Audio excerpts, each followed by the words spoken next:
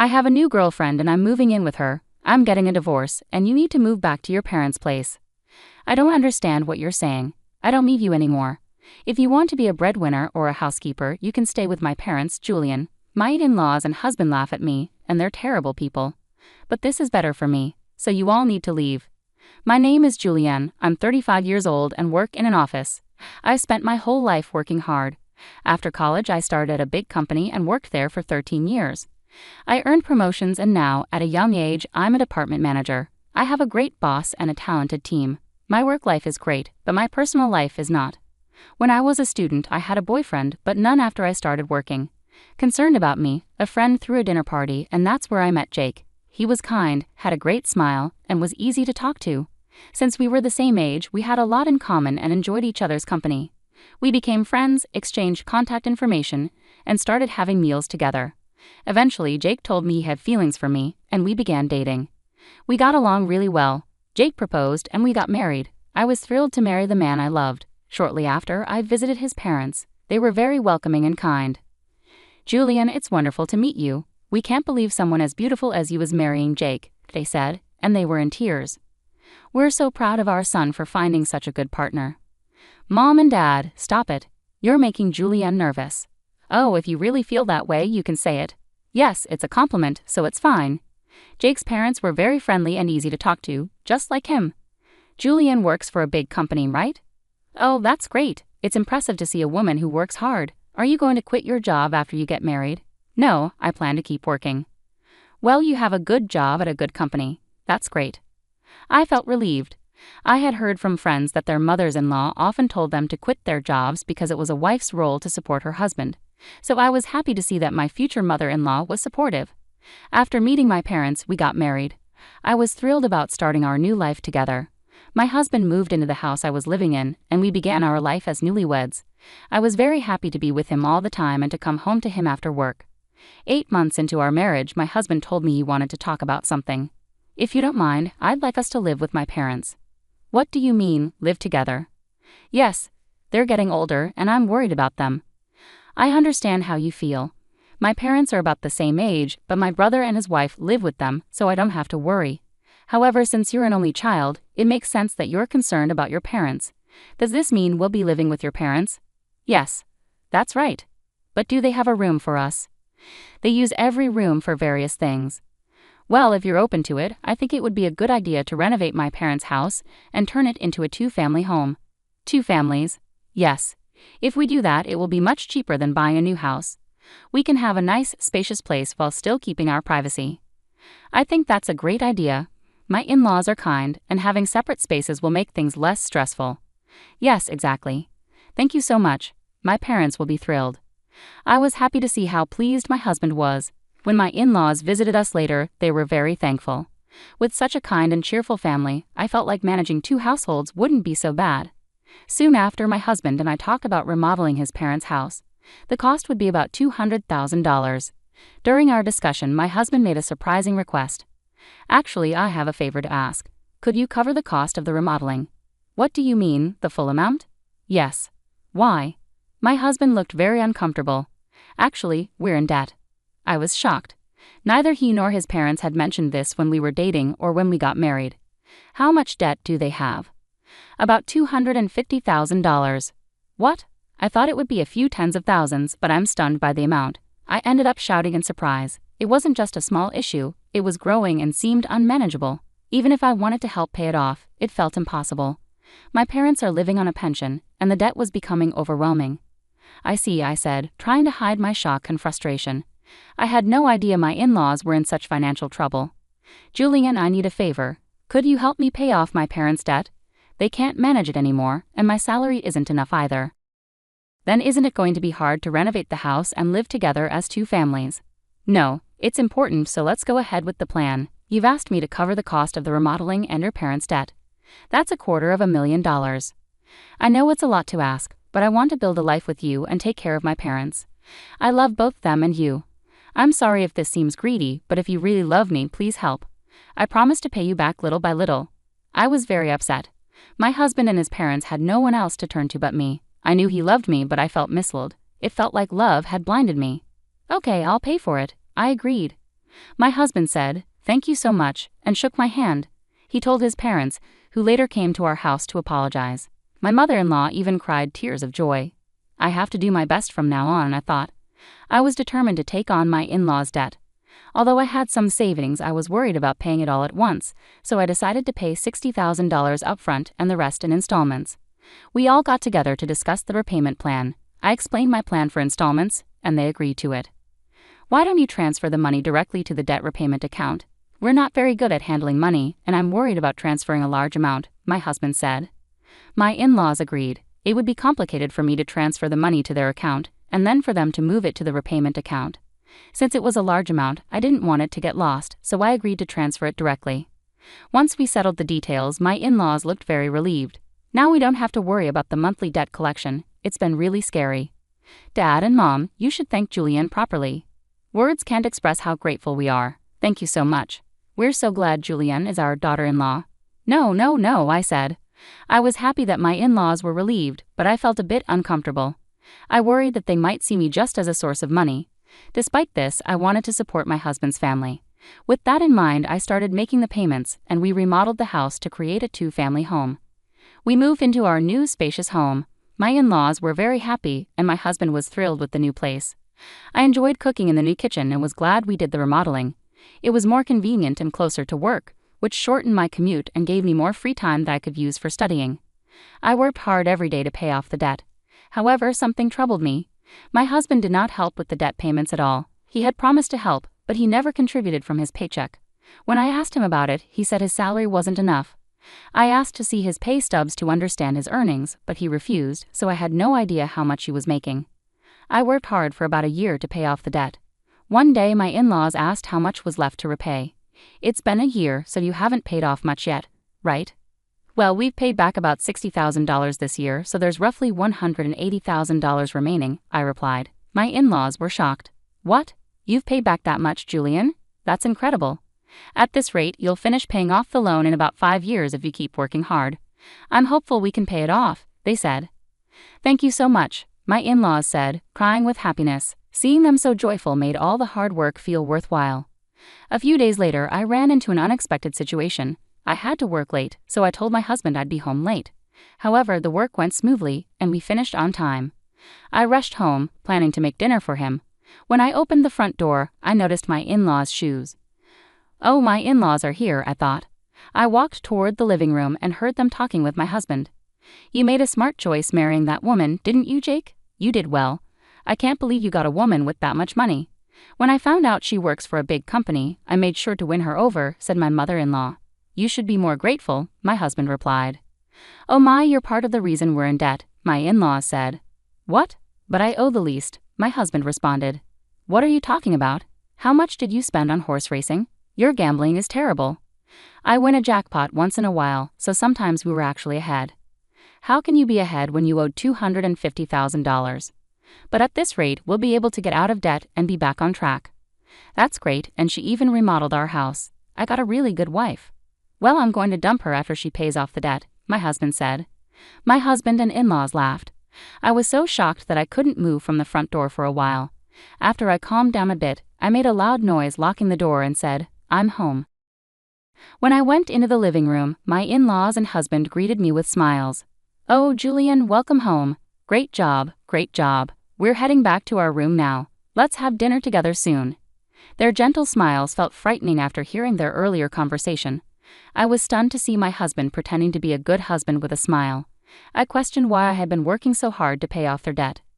"Didn't you say you had to work late today?" "Yes, but I finished early so I came home to cook dinner." I tried my best to stay calm until dinner so my husband wouldn't suspect anything. Later, when my husband was taking a bath, I stayed in my room and cried alone. I cried so hard that it made me want to get back at my husband and in-laws. From that point on, I acted quickly. I began preparing for a divorce and made plans for what to do afterward. About 5 months passed. I pretended to be happy and told my husband that I had paid off my in-laws' debt. My husband's eyes widened. "What? You paid off the debt? That $250,000? It was supposed to take about 5 years. Actually, I had quite a bit saved up. I was hesitant to use it all at once, so I started paying a little from my salary and savings. But since we were already under $200,000, I thought it would be better to clear the debt all at once. I see, he said. Do you mind if I show you? I asked, presenting the bank book. Oh, it's true, he said. $180,000 had been paid all at once. My husband tried to hide his excitement, but I could see he was eager to leave. Wow, Julian, thank you. My parents are going to be thrilled, he said. He put his hands on his face, pretending to cry, but I knew it was just an act. Shortly after, my in-laws came over to thank me. Thank you so much. I'm so glad I met Julian. She's truly a blessing. If I hadn't known the truth, I would have been happy to hear their thanks. But knowing what they were really like, I only acted nice because I was preparing for my plan. A few days later, my husband asked to speak with me. He looked very serious. What's going on? I asked. I'm sorry, Julianne, but you need to leave me. What do you mean? I acted surprised on purpose. I have a new girlfriend. I'm moving in with her, so I'm divorcing you. You'll have to go live with my parents. I was shocked by Jake's sudden announcement. I had anticipated he would leave me once the debt was paid, as I'd overheard their conversation, but I didn't expect him to be so upfront about his infidelity.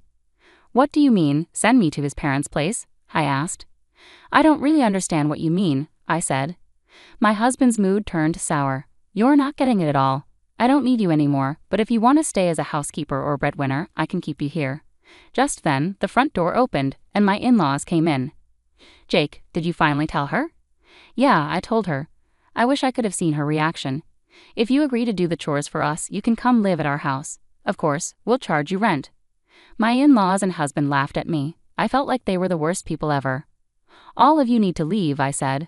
My in-laws rolled their eyes. What are you talking about? Have you forgotten? I can easily pay for the renovation myself. You changed the name of the house to mine, so I have the rights to decide who lives here and who doesn't. My in-laws' faces turned pale when they remembered the house title. I was utterly dumbfounded. I'm sorry, but you can't live here anymore. If we get divorced, we'll be strangers, I said. My in-laws began to understand the seriousness of the situation, but my husband, not wanting to be outdone, shot back, but you paid off our debt in full. You're the one who lost money. If we didn't have the debt, we could have afforded a new place to live. That's true. Thank you for letting us live in a nice house while you paid off our debts, my in-laws and husband said. I'm sorry, but I didn't pay off the remaining $180,000 debt, I said. What? No, but there was money missing from your bank book. That was just a separate account I set up to move money around. The debt is still $180,000. I haven't had the collections come yet because I've been paying large amounts consistently. But now the bills will come, so you're responsible for paying the rest. My husband and in-laws were stunned. I then warned them, Jake, you confessed to having an affair, so you'll need to pay. I'll also charge your partner for the affair. Oh no, she's with me because she thought I had money in a house. If I have to pay alimony, she'll leave me. I don't care about that. No, please don't leave us, my husband begged. My husband was scared of losing his lover and my in-laws were scared of losing me. They were truly selfish. I have nothing to do with you people anymore, no matter what you say. I've also put this house on the market. You'll be responsible for paying the $120,000 debt I covered on your behalf through my lawyer. My in-laws were stunned, realizing they were losing everything. I demanded a divorce and alimony from my husband through my lawyer, as well as alimony from his affair partner, and $120,000 from my in-laws for what I had paid. The renovated house sold for about $400,000. It was in a great location, and a family looking for a duplex bought it at a good price. I had to cover $320,000, which included the $120,000 debt and $200,000 for the renovation. However, I ended up with $80,000 profit from the sale. Additionally, I received alimony from my ex-husband and his affair partner, which greatly improved my financial situation. I also got $120,000 from my ex-in-laws. Overall, I came out ahead. I felt this was fair because the damage I endured was significant enough to make me distrustful of others.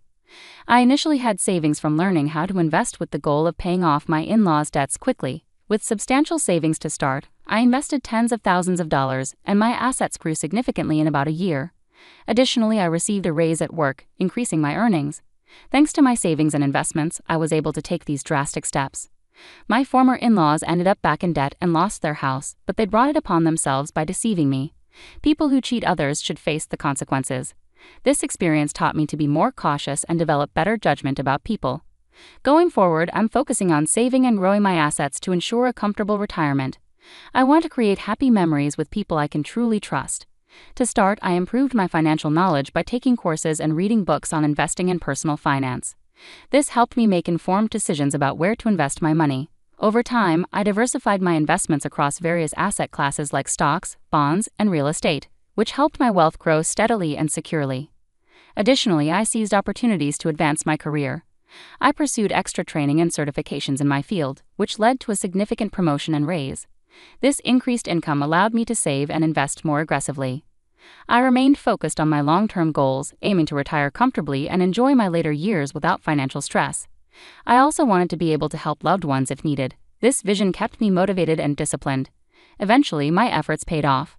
I bought a beautiful home in a great neighborhood, traveled to places I had always dreamed of, and built strong relationships with friends and family who genuinely cared about me. These connections brought me joy and fulfillment. Looking back, I realized that the challenges I faced with my ex-husband and in-laws taught me valuable lessons. They pushed me to become more self-reliant and financially savvy and helped me understand the importance of surrounding myself with trustworthy and supportive people. In conclusion, I turned a difficult situation into an opportunity for growth. By focusing on my financial health and personal development, I created a better future for myself. I hope my story inspires others to take control of their lives and make positive changes. What did you think of the story? Please subscribe to our channel and see you in the next video. Text message arrived while I was chopping onions for dinner. Unknown number, but the words made my knife slip, nearly taking off my fingertip. Ask Sarah about July 15, 1999. Some secrets shouldn't stay buried forever. My name is Lila, and until that moment, I'd been rehearsing how to survive another Friday night dinner with my sister-in-law Sarah. Now, standing in my kitchen with shaking hands, I couldn't stop staring at those words on my phone screen. Everything okay in there? Ben called from the living room. Need any help? I'm fine, I answered, quickly wiping my eyes. The onions made a convenient excuse for the tears threatening to spill. Just fighting with these onions. I heard him chuckle, that warm, familiar sound that usually made everything better. But not tonight. Tonight. Those 12 words on my phone screen had cracked something open inside me, something that had been festering for the past 8 years of marriage into the Emerson family. Sarah. Always Sarah. My husband's older sister, who'd made it her mission to remind me at every opportunity that I wasn't really family. That I didn't belong. That my inability to give Ben children somehow made me less worthy of the Emerson name. I glanced at the clock, 5:45 p.m. We needed to leave in 15 minutes to make it to Harold's house by 6:30. Sarah would already be there, probably arranging the flowers just so. Making sure everything was perfect for her weekly performance of devoted daughter and sister. My phone buzzed again. Same number. Ask her about the letters in the attic. She'll know. Ben, I called out, trying to keep my voice steady. Can you come here for a second? He appeared in the doorway, all 6 feet of calm reliability. What's up? I held out my phone. Someone's trying to tell me something about your sister. Ben's forehead creased as he read the messages. July 15, 1999? That would have been right after her graduation. He handed the phone back, shrugging. Probably just someone trying to cause trouble. You know how Sarah can rub people the wrong way. Oh, I knew. But something about these messages felt different. Specific. Deliberate. Should we ask her about it? I said, watching his face carefully. And start World War III? No thanks. Ben kissed my forehead. Let's just get through dinner. Dad's making his famous pot roast, remember? I nodded, but my mind was already racing ahead to the evening. Harold's house. The attic. The letters. Would Sarah notice if I slipped away during dinner? Would anyone believe me if I found something? We should get going, Ben said, grabbing his keys. You know how Sarah gets if we're late. I followed him to the car, my phone heavy in my pocket. As we backed out of the driveway, another text arrived. Time's running out. She knows you now. My heart skipped. How could Sarah know anything? I hadn't even known until 20 minutes ago. The drive to Harold's house was quiet, Ben humming along to the radio while I watched the familiar streets blur past. 8 years of these Friday dinners. 8 years of Sarah's subtle digs and perfectly timed insults. 8 years of smiling through the pain of her innocent questions about when Ben and I would finally start a proper family. As we pulled up to Harold's Victorian house, I saw Sarah's Mercedes already parked in the driveway. She stood on the porch, arms crossed, watching us arrive. Even from here, I could see her practiced smile, the one that never quite reached her eyes. "Ready?" Ben squeezed my hand. I nodded, but my phone buzzed one final time. "The truth will set you free." But it might destroy her first. Looking up at Sarah's perfectly composed face, I realized something had shifted. For the first time in 8 years, I wasn't walking into her arena as a victim. I was walking in armed with something she didn't want anyone to know. And suddenly, Friday night dinner didn't seem so daunting anymore. Dinner started exactly how I expected, with Sarah's perfectly rehearsed smile and Harold's attempts to keep everyone happy. What I didn't expect was how quickly it would all unravel. "Lila, you seem distracted tonight," Sarah said, passing the pot roast. Her voice dripped with artificial concern. "Work stress again? It must be so demanding having such a consuming career." I caught the emphasis on consuming. Another dig about my choices, my inability to have children. But tonight, something was different.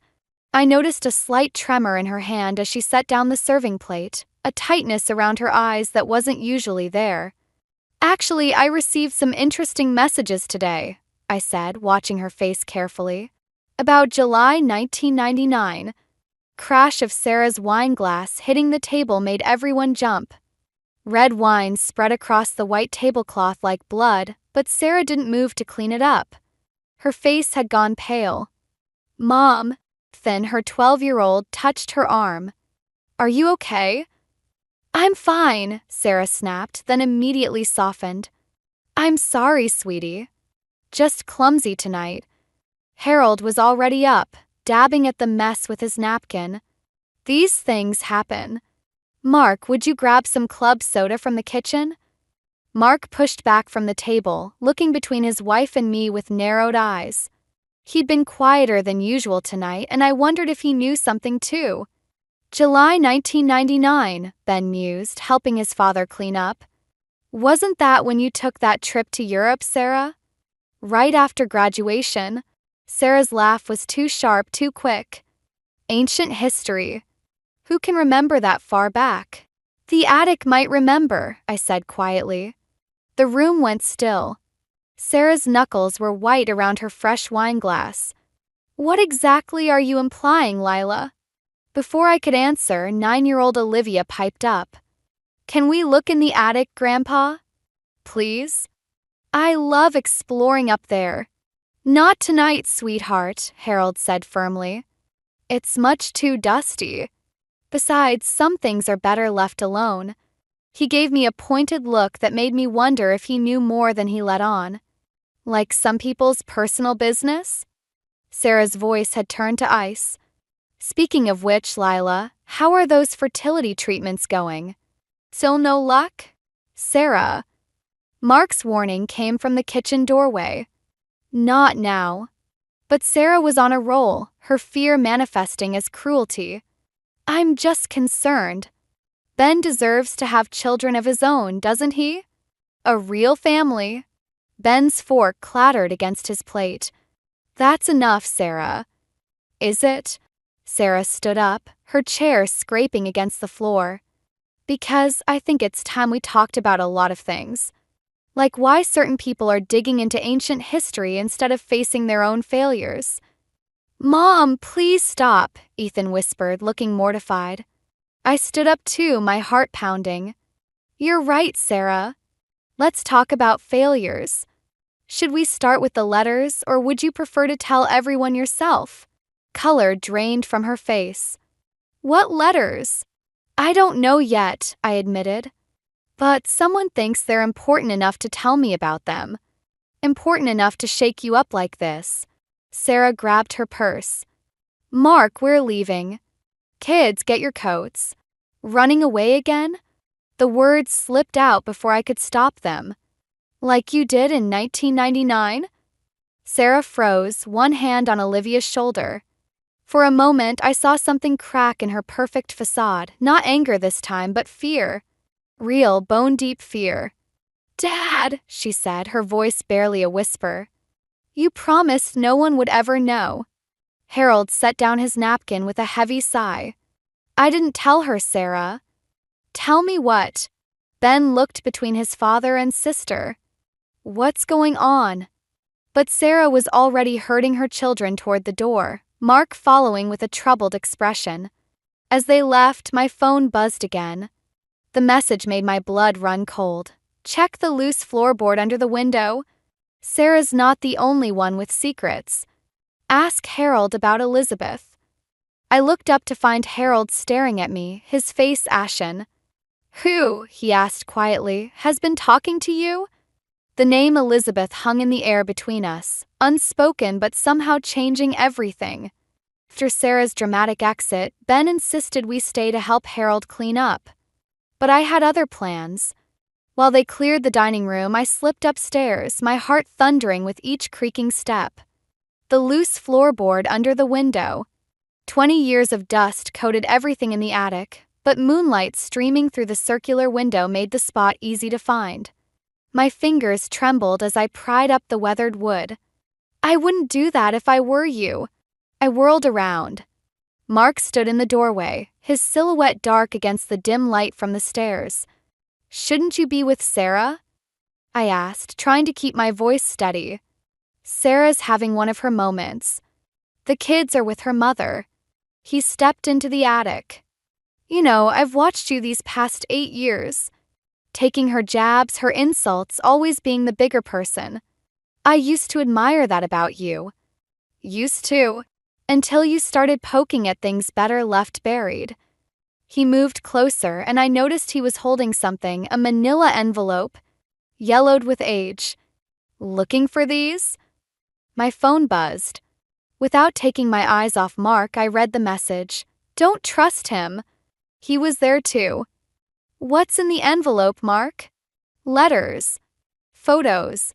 Proof that some mistakes can't be undone." He sighed heavily. "Did you know Sarah was pregnant in 1999? The revelation hit me like a physical blow.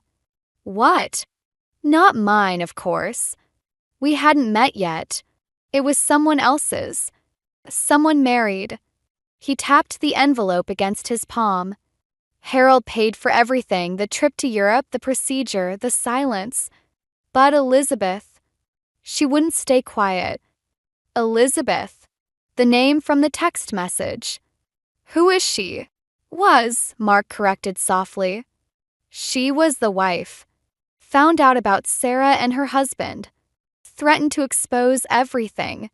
He paused, looking at me with something like pity. "She died in a car accident 3 months later. Very tragic. Very convenient." Footsteps on the stairs made us both turn. Harold appeared, looking older than I'd ever seen him. "Mark," he said wearily, "that's enough." "Is it?" Mark's laugh was bitter. "Because I've spent 12 years watching my wife destroy herself with guilt while you all pretend nothing happened. And now Lila's getting anonymous texts? Someone knows, Harold. Someone always knows." My phone buzzed again. "Ask about the brake lines." The implications made me feel sick. "Harold." "It wasn't supposed to happen like that," Harold whispered. "We just wanted to talk to her, make her understand what exposure would do to everyone involved. Sarah was just a kid who made a mistake." "A mistake?" Mark's voice rose. "A woman died." "No one can prove that," Harold snapped, then caught himself. "Lila, please. Whatever you think you know, I know enough." My voice shook. "Does Ben know any of this?" "Know what?" Ben stood on the stairs, looking between the three of us with growing confusion. Behind him I could see Sarah, her face tear-stained but determined. "Tell him," she said quietly. "Tell him everything, Dad. I'm tired of running." Harold sank onto an old trunk, the weight of 20 years of secrets visible in the slump of his shoulders. Son, sit down. There's something you need to know about the summer after your sister graduated. Actually, I interrupted, holding up my phone, there's something you all need to know. I turned to Sarah, whose face had gone pale again. The texts aren't just about you. Someone knows everything about Elizabeth, about the accident, about all of it. And they're not going to stay quiet much longer. My phone buzzed one final time that night. Good girl. Now watch them burn. Looking at their faces, Harold's guilt, Mark's bitterness, Sarah's fear, and Ben's growing horror, I realized I'd gotten exactly what I thought I wanted. Perfect revenge against Sarah, served on a silver platter by an anonymous ally. But as Ben sank onto the stairs, his world visibly crumbling, I wondered if revenge was worth the cost of destroying the family I'd fought so hard to be part of. The real question was, could I stop what I'd set in motion even if I wanted to? Ben hadn't spoken to me since we left his father's house. 3 days of silence, broken only by the sound of him pacing late at night, muttering to himself about brake lines and covered-up pregnancies. I'd created this mess, and now I had no idea how to fix it. My phone lit up with another message. Time to finish what we started. Elizabeth's daughter wants to meet you. I nearly dropped the phone. Elizabeth had a daughter? Before I could process this, another text arrived with an address and a time. Tomorrow, 2 p.m. Come alone. Who keeps texting you? I jumped. Ben stood in the doorway of our home office, his face haggard from lack of sleep. I don't know, I admitted. But they know everything, Ben. About Sarah, about Elizabeth. Stop. He held up his hand. Just stop. Do you have any idea what you've done to my family? Your family? The words stung more than I expected. After 8 years, I thought it was our family. Was it? Or were we just your project? Your chance to play detective and get back at Sarah for all those comments about... He caught himself, but the unspoken word hung between us. Infertility. My failure. My phone buzzed again. Ben's jaw tightened. You should go. What? To your meeting tomorrow. Go meet Elizabeth's daughter. Finish burning down what's left of my family's reputation. It's what you wanted, isn't it? Before I could answer, his phone rang. Sarah's name flashed on the screen. He answered it, turning away from me. Sarah, slow down. What do you mean Mark's gone? His shoulders tensed. When did he take the kids? Have you called Mom's house? I watched my husband transform into someone else, someone harder, more distant. When he hung up, he wouldn't look at me. Mark left with the kids, he said flatly. Apparently, he's been gathering evidence for months. Recordings, old documents, photos. He's threatening to go to the police about Elizabeth's accident unless Sarah signs away custody. He wouldn't he? You saw him in the attic. He's been waiting years for this. Ben finally met my eyes. And you gave him the perfect opportunity. My phone lit up again. Ask Ben about the insurance policy.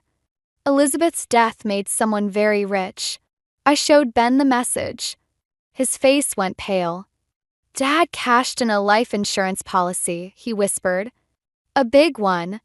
I helped him invest the money when I first started at the firm. I never knew. He sank into a chair. Oh God, what did they do? The doorbell rang, making us both jump. Through the front window, I saw Harold standing on our porch, looking older than ever. Don't, Ben said when I moved to answer it. Please. I can't handle any more revelations tonight. But Harold had a key.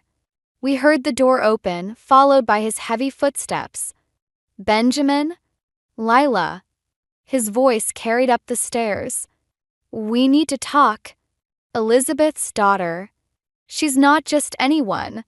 She's your granddaughter, I finished, the pieces finally clicking into place. Sarah's baby didn't die in Europe, did she? Elizabeth adopted her. Harold's silence was answer enough. Ben made a sound like he'd been punched. That's why Elizabeth threatened to expose everything, I continued, the horrible truth unfolding. Not because of the affair, but because you were trying to take her daughter back. Sarah's daughter. And when she wouldn't give her up. My phone buzzed one final time that night. Now you understand. Tomorrow you'll meet your niece. Choose your next moves carefully. I looked at Ben, saw the devastation in his eyes, and realized I'd gone too far. In my quest for revenge against Sarah, I'd uncovered something far darker than family spite. This wasn't about petty insults anymore. This was about murder, theft, and a child caught in the middle. The question was, what would that child want from us now? Cafe was exactly where the text said it would be, a quiet place on the edge of town, far from prying eyes. I arrived early, watching each person who walked through the door, wondering which one was Elizabeth's daughter. My niece. The thought made my hands shake. A young woman with Sarah's eyes slid into the seat across from me. You must be Aunt Lila. Rachel. The name felt strange on my tongue, this person who had existed in shadows until now. Actually, it's Grace. She smiled, but it didn't reach her eyes. Grace Elizabeth Chen. Mom, my real mom, she gave me that name before they killed her. My phone buzzed. Grace pulled out her own phone, showing me the screen. The same message appeared on both. The players are all here. Let the truth come out. You've been sending the texts, I said. Not exactly. She stirred her untouched coffee. Let's just say I have a friend who's very good at uncovering secrets. Like the fact that Harold Emerson took out a life insurance policy on my mother 3 months before her accident. Cafe door chimed. Sarah walked in, stopping dead when she saw us. Her face went white. Right on time, Grace said softly. I told her if she didn't come, I'd go straight to the police. Sarah approached our table like a woman walking to her execution. Grace, please. Sit down, birth mother. Grace's voice could have frozen hell. We're going to have a little family reunion. My phone buzzed again. Watch carefully. Everyone lies. I never wanted any of this, Sarah whispered, sinking into a chair. You have to believe me. The accident wasn't an accident, Grace cut in. Mom was going to expose everything, the affair, the pregnancy, how Harold threatened her to give me up. So they cut her brake lines. Isn't that right, Sarah? Sarah's hands trembled as she reached for her purse.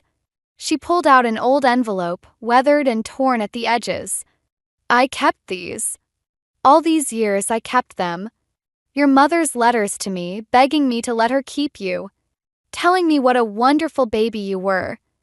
Stop. Grace's composure cracked slightly. You don't get to play the remorseful mother now. I didn't know what Dad was planning, Sarah continued desperately.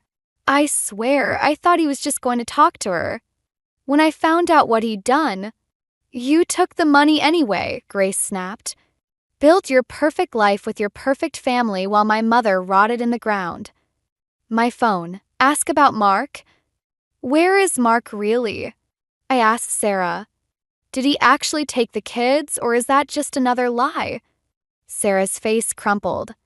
He's gathering evidence. Against Dad. Against all of us. He says he's doing it for the children.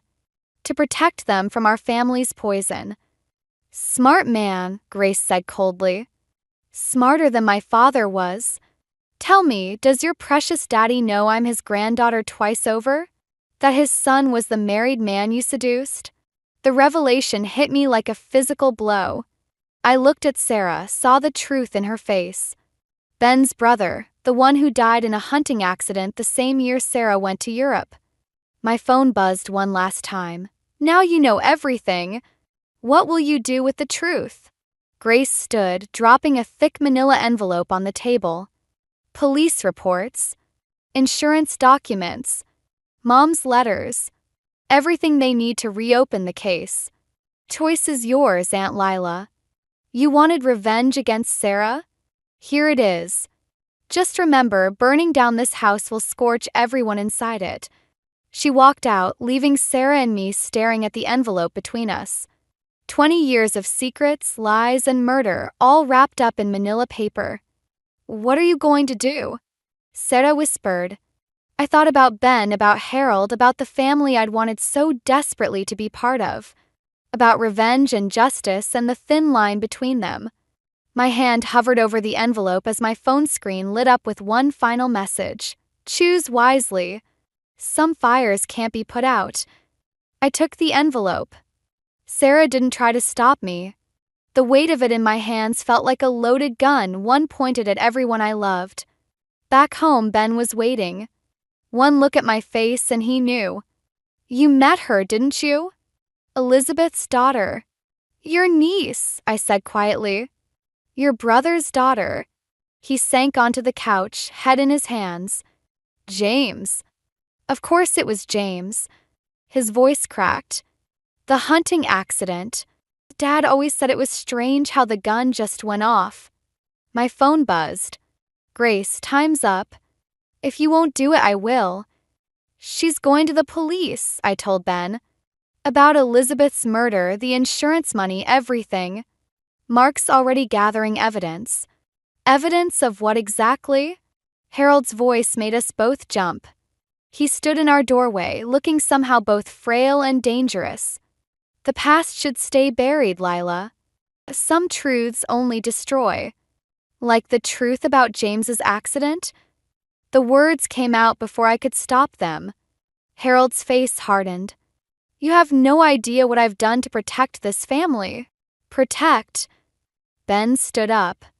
You killed James, didn't you? Your own son. And Elizabeth. All to keep your precious reputation intact. I did what was necessary. Harold's voice was ice. And I'll do it again if I have to. My phone, he's already done it again. Check the news. With trembling fingers, I pulled up the local news website. The headline made my blood freeze. Local businessman Mark Whitaker found dead in apparent suicide. Oh, God. I looked at Harold. What did you do? What I've always done. He pulled out a gun, small, efficient, deadly. Clean up my children's messes. Ben stepped between us. Dad put the gun down. I can't do that, son. Lila knows too much. Grace knows too much. Sometimes pruning the family tree is the only way to save it. My phone buzzed one last time. Run. I bolted for the back door, hearing Ben struggle with his father behind me. A shot rang out. Something crashed. I didn't look back. Sarah was waiting in her car around the corner, engine running. Get in. Mark. Wasn't suicide. I know. Her eyes were red but determined.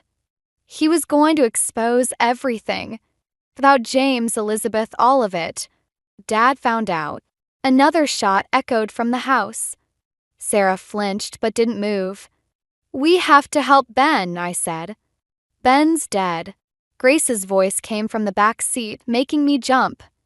Just like my mother. Just like my father. Just like Mark. The Emerson family tree is rotted to the core. My phone lit up with a final message, but this time from Harold's number. You should have left well enough alone, Lila. Now I have to finish what I started 20 years ago. Sarah's hands tightened on the wheel. He'll never stop. He'll kill us all to keep his secrets. Then we stop him first, Grace said coldly. I've got everything we need right here. She patted a laptop bag. Every murder, every cover-up, every penny of blood money. One call to my contact at the FBI and it's over. Ben, my voice broke.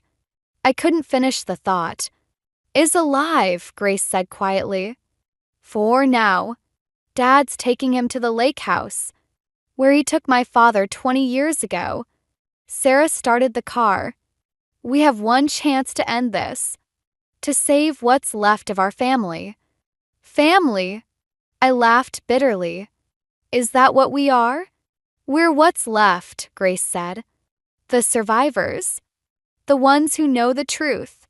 My phone buzzed one final time. Harold again. Come alone to the lake house, Lila.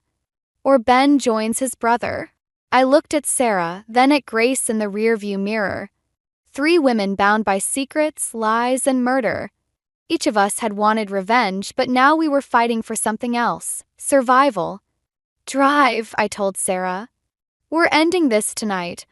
The sun was setting as we headed toward the lake house, toward Harold, toward whatever darkness waited for us there. I'd wanted revenge, but I'd gotten something far more dangerous: the truth. And the truth, I was learning, had teeth. The lake house loomed against the darkening sky, a shadow of my husband's childhood summers turned nightmare. Harold's car sat in the gravel driveway, but the house was dark. Silent. "He's waiting for you," Sarah whispered from behind the wheel. Grace checked her phone. "FBI's 20 minutes out. You just need to keep him talking." I stepped out of the car, the manila envelope heavy in my hands. The gravel crunched under my feet as I approached the front door. It swung open before I could touch it. "Just you," Harold called from inside. "Or Ben dies first." I entered the darkness, my eyes struggling to adjust. The smell hit me first: copper and gunpowder. My foot touched something wet. "Careful," Harold's voice came from the shadows. "Ben's making quite a mess." A lamp clicked on. Ben lay on the floor, blood seeping from his shoulder. His eyes met mine, trying to tell me something. "The envelope," Harold said. "On the table." I placed it down, keeping my phone hidden in my pocket. "It's over, Harold. Mark sent copies of everything to the FBI before you killed him." "Killed him?" Harold stepped into the light, gun steady in his hand. "Mark committed suicide. Just like James did. Just like Elizabeth did. Just like you're going to do. After finding out the truth about your family?" I kept my voice steady. "About how you murdered your own son to keep his affair with Sarah quiet? I protected this family." The gun shook slightly. "James was weak. Elizabeth was a threat. And you?" He smiled coldly. "You're just another loose end. Like Grace." I saw the flicker of confusion cross his face. "Elizabeth's daughter. Sarah's daughter. James's daughter. Your granddaughter twice over." A floorboard creaked behind Harold. He spun around as Grace stepped from the shadows, holding Mark's old service weapon. "Hello, grandfather." "Impossible," Harold whispered. "The baby died in Europe." "The baby was given to her real mother," Sarah said, appearing from the kitchen. "The woman you murdered to keep your precious secrets." Harold's gun wavered between us. "I did everything for this family." "You did everything for yourself," Ben spoke, his voice weak but clear. "To protect your reputation. Your legacy." "A legacy built on blood," Grace said. "But it ends tonight." Harold laughed, a broken, hollow sound. "You think you can stop me? I've buried better secrets than you." "Not this time." I pulled out my phone, showing him the live stream.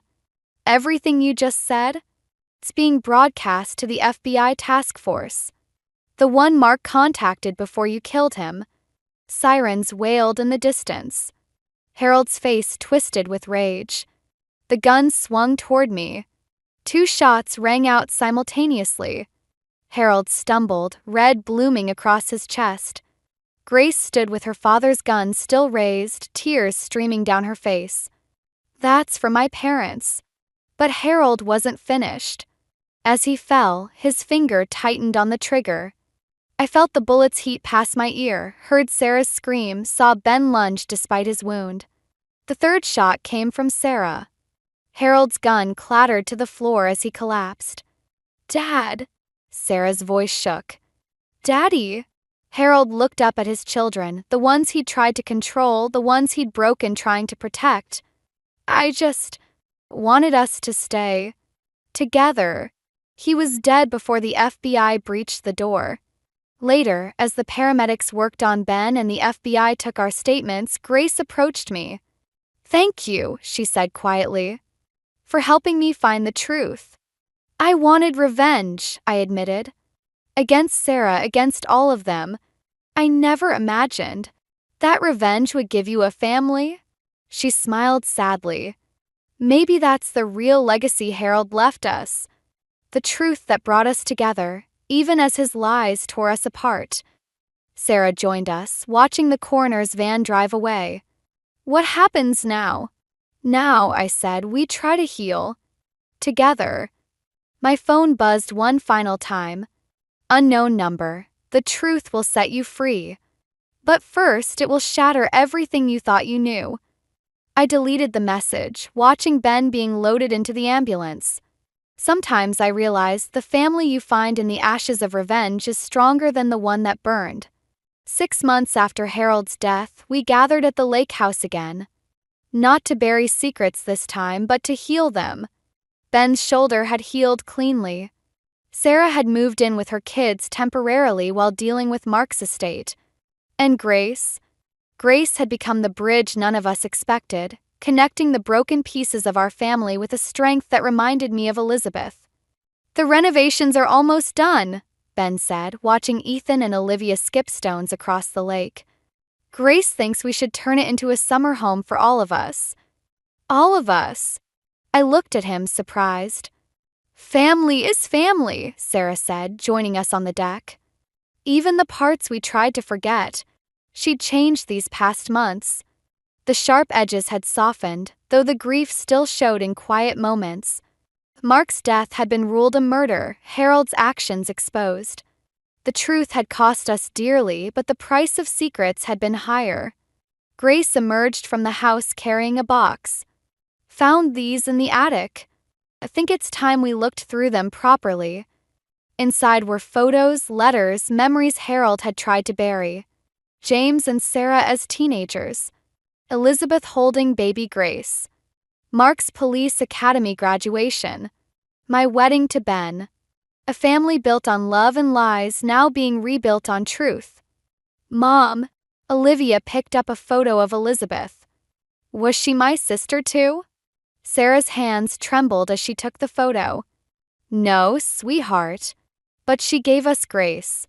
And that makes her family. Family's complicated, Ethan said with the wisdom of his 12 years. But that's okay, right? Right, Ben squeezed my hand. Sometimes the best families are the ones we choose to keep, even after we know all their secrets. My phone buzzed the first time in months. Unknown number, the truth set you free. But freedom comes with responsibility. I showed it to Grace. She smiled sadly. My contact at the FBI. They found more of Dad's files. About other families, other secrets he helped bury. That's not our burden, Sarah said firmly. We've paid our price for truth. But had we? I looked at our gathered family, the survivors, the truth seekers, the healers. We'd wanted justice, sought revenge, and found something more complicated, understanding. Actually, I said slowly, maybe it is our responsibility. Not to expose the secrets, but to help those families heal. Like we're healing. Ben nodded. The Emerson Foundation for Family Reconciliation, using Dad's blood money to help other families buried under secrets. Mom, Olivia tugged at Sarah's sleeve. Can we have dinner here every Friday? Like before, but better. Sarah looked at me, then at Grace. 20 years of bitterness dissolved in a single moment of clarity. Yes, she said. Better. As the sun set over the lake, we sat down to our first proper family dinner in the renovated house. No secrets, no lies, no hidden agendas. Just people who'd chosen to remain family even after seeing the worst in each other. My phone buzzed one final time. Every ending is just another beginning. Watch for the signs. I deleted the message without sharing it. Some mysteries were better left for another day. Tonight was for healing, for family, for the quiet victory of truth over secrets. Grace raised her glass. To Elizabeth and Mark, she said softly, who gave their lives for the truth.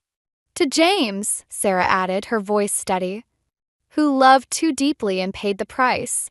To Harold, Ben said, surprising us all, who taught us how not to protect a family. I looked around the table. At Ben's quiet strength, Sarah's hard-won wisdom, Grace's fierce loyalty, and the children who would grow up knowing both the cost and value of truth. To us, I said finally, the family we chose to become. As we ate, laughed, and shared stories both painful and healing, I realized that revenge hadn't given me what I wanted. The truth had. And sometimes the truth was both the wound and the medicine, the poison and the cure. The lake house lights reflected on the water like stars, guiding us home to each other, one honest moment at a time. I never thought finding my grandmother's old recipe book would lead to the biggest fight of my life. But here I was, standing in our dimly lit attic, holding a dusty leather-bound journal that would change everything. My name is Mallory, and until that moment, I'd been playing it safe. Working as a line cook at Pierre's, saving money, and trying to keep the peace in a family that treated harmony like a hostage situation. Mallory, get down here. My mother's voice carried through the floorboards, sharp with that familiar edge of disapproval. I ignored her, running my fingers over my grandmother's elegant handwriting. The pages were filled with more than just recipes. They were dreams, carefully documented plans for a restaurant she never got to open. What's taking so long? My sister Cassidy's had popped through the attic door, her perfect blonde hair catching the light. Mom's about to have an aneurysm. Dad's investors are already here. Look what I found, I said, holding up the book. Something flickered across Cassidy's face, interest, maybe jealousy, before settling into her usual practice smile. Grandma's old cookbook? That thing's probably full of moths. She wrinkled her nose. Come on, you know how Dad gets when we're late for his business dinners. I followed her down, clutching the book. In the kitchen, Mom was arranging appetizers, her movements precise and tense. Finally, Mallory, please tell me you're not wearing that to dinner. I glanced down at my chef's pants and black t-shirt. I just got off work. I'll change. Work. Mom's mouth tightened. When are you going to get a real job? Your sister's already junior partner at Dad's firm. Actually, I said, setting the recipe book on the counter, I've been thinking about. Is that Mother's book? Mom froze, her hand hovering over a plate of canapés. For a second, something soft crossed her face. Then Cassidy laughed. Mallory's probably planning to open a food truck or something equally embarrassing, she said, snagging a canapé. Can you imagine? A James serving street food? I was thinking more like a restaurant, I said quietly. Like Grandma wanted. There are detailed plans in here, notes about everything from menu design to… Absolutely not. Dad's voice boomed from the doorway. He'd appeared silently, as always, his disapproval filling the room. The James family name belongs in law offices, not kitchens. But your grandmother's dreams died with her, he said flatly.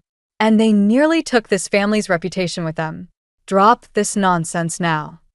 I looked around the kitchen, at Mom's averted eyes, Cassidy's smirk, Dad's stern face, and something inside me shifted. Maybe it was the weight of the book in my hands, or maybe it was just 28 years of swallowing my words finally catching up to me. No, I said. The silence that followed was absolute.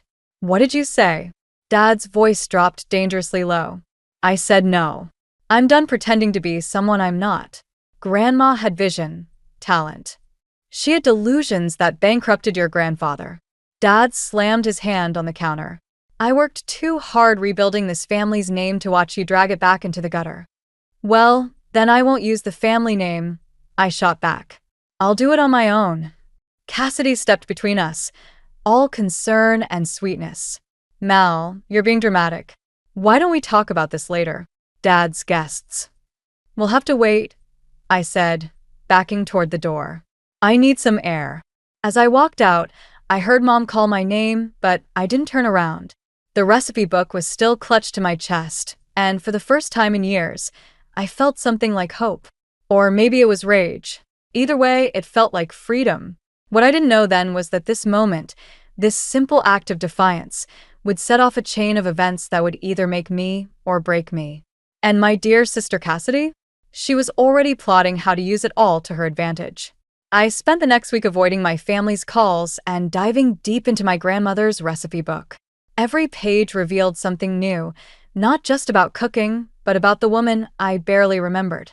Her notes in the margins told stories of determination, of dreams pushed aside for family obligations. It felt like she was speaking directly to me. "You're brooding again," Jamie said, sliding onto the bar stool next to me at Pierre's after closing. My best friend had that look she gets when she's about to dispense unwanted wisdom. "Your phone's been buzzing all night." I glanced at the screen. 5 missed calls from Cassidy, 2 from Mom. "They'll survive without me." "Your sister stopped by the restaurant earlier," Jamie mentioned, trying to sound casual. "When you were in the walk-in." My hands stilled on the glass I was wiping. What did she want? To help, apparently. Said she's been researching restaurant management and has some amazing ideas for your future business venture. Jamie made air quotes with her fingers. She seemed different, almost sincere. I snorted. Cassidy doesn't do sincere. She does calculated. "People can change," Jamie offered. Before I could respond, my phone lit up with a text from Mom. "Family dinner tomorrow. Non-negotiable. Your father wants to discuss your future." Speaking of calculated, I muttered, showing Jamie the message. The next evening, I walked into my parents' house to find it suspiciously quiet.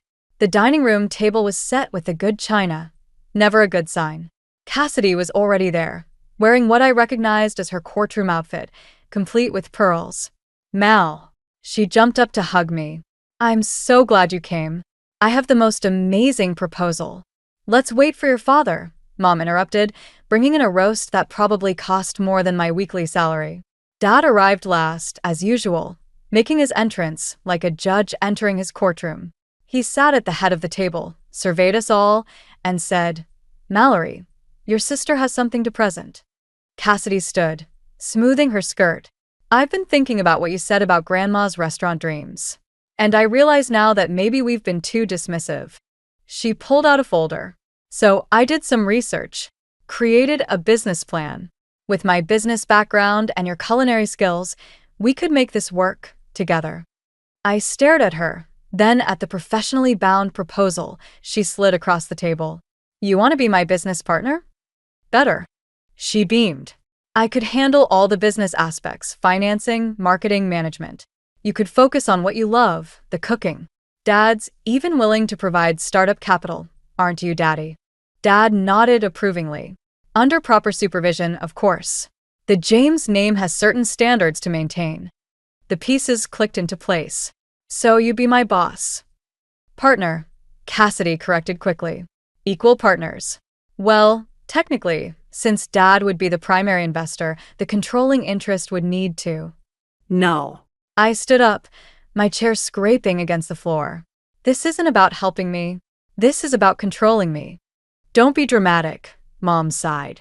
"Your sister is offering you an opportunity. To be her puppet?" I laughed, the sound harsh even to my own ears. "To have my dream twisted into another James family production?" "You're being ungrateful," Dad snapped. "This is more than you deserve after your little outburst last week." Cassidy reached for my hand. "Mal, please. I just want to help." "Help yourself, you mean?" I pulled away. "You can't stand that for once. Something might be about me instead of you." "That's enough." Dad's fist hit the table, making the china rattle. "You will not speak to your sister that way. She's trying to save you from making a fool of yourself." I looked at each of them. Dad's anger, Mom's careful neutrality, Cassidy's perfectly crafted concern, and saw my future laid out if I stayed. Always the second choice, always under their thumb, always wrong. "Thank you for dinner," I said quietly, gathering my things. "But I'll build my own dream, my own way." As I walked out, Cassidy called after me. "You'll fail without us, Mal. You know you will." Maybe she was right, but as I drove away, I realized I'd rather fail on my own terms than succeed on theirs. What I didn't know then was that Cassidy had already set her backup plan in motion, one that would test not just my dreams, but my very survival in the culinary world. I wasn't supposed to be at my parents' house that afternoon, but I'd forgotten my grandmother's recipe book during my hasty exit from the disastrous dinner, and I needed it back. What I found instead was the truth I'd always suspected, but never wanted to confirm. Their voices drifted from Dad's study as I crept up the stairs. The door was cracked open, and I could see Mom perched on the edge of Dad's desk, while he paced with a drink in hand.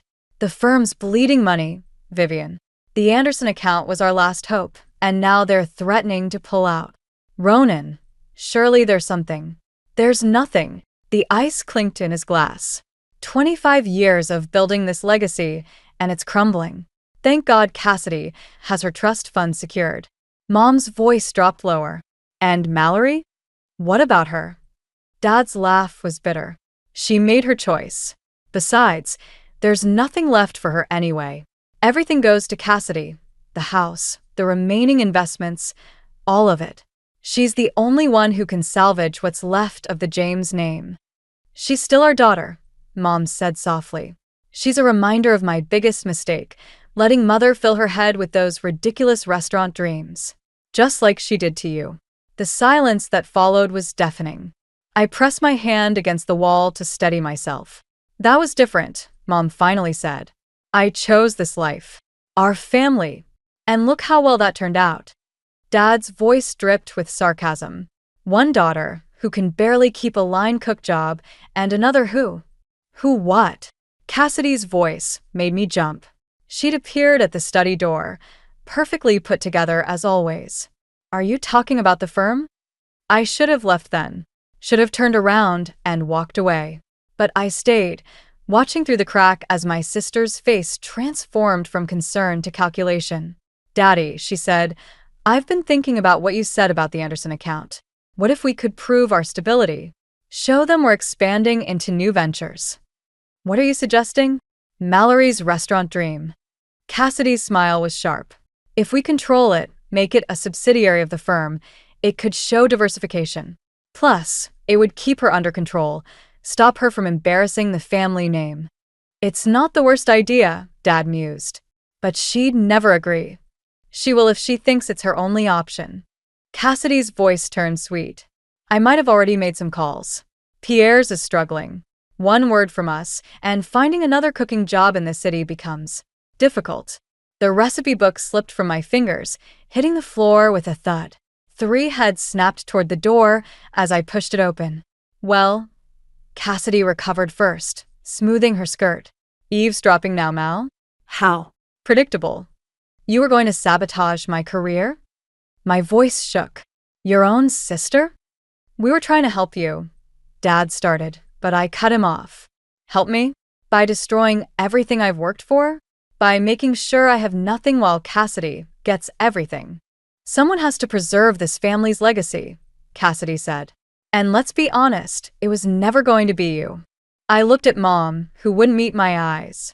Did you know? About what happened to Grandma? About her dreams? Mallory, she whispered. Some dreams aren't worth the cost. Something broke inside me then, not just my heart, but the last thread of hope that my family might someday understand me. You're right, I said, picking up the recipe book. Some dreams aren't worth the cost. But this one is. And I'll prove it, without the James name, without your money, without any of you.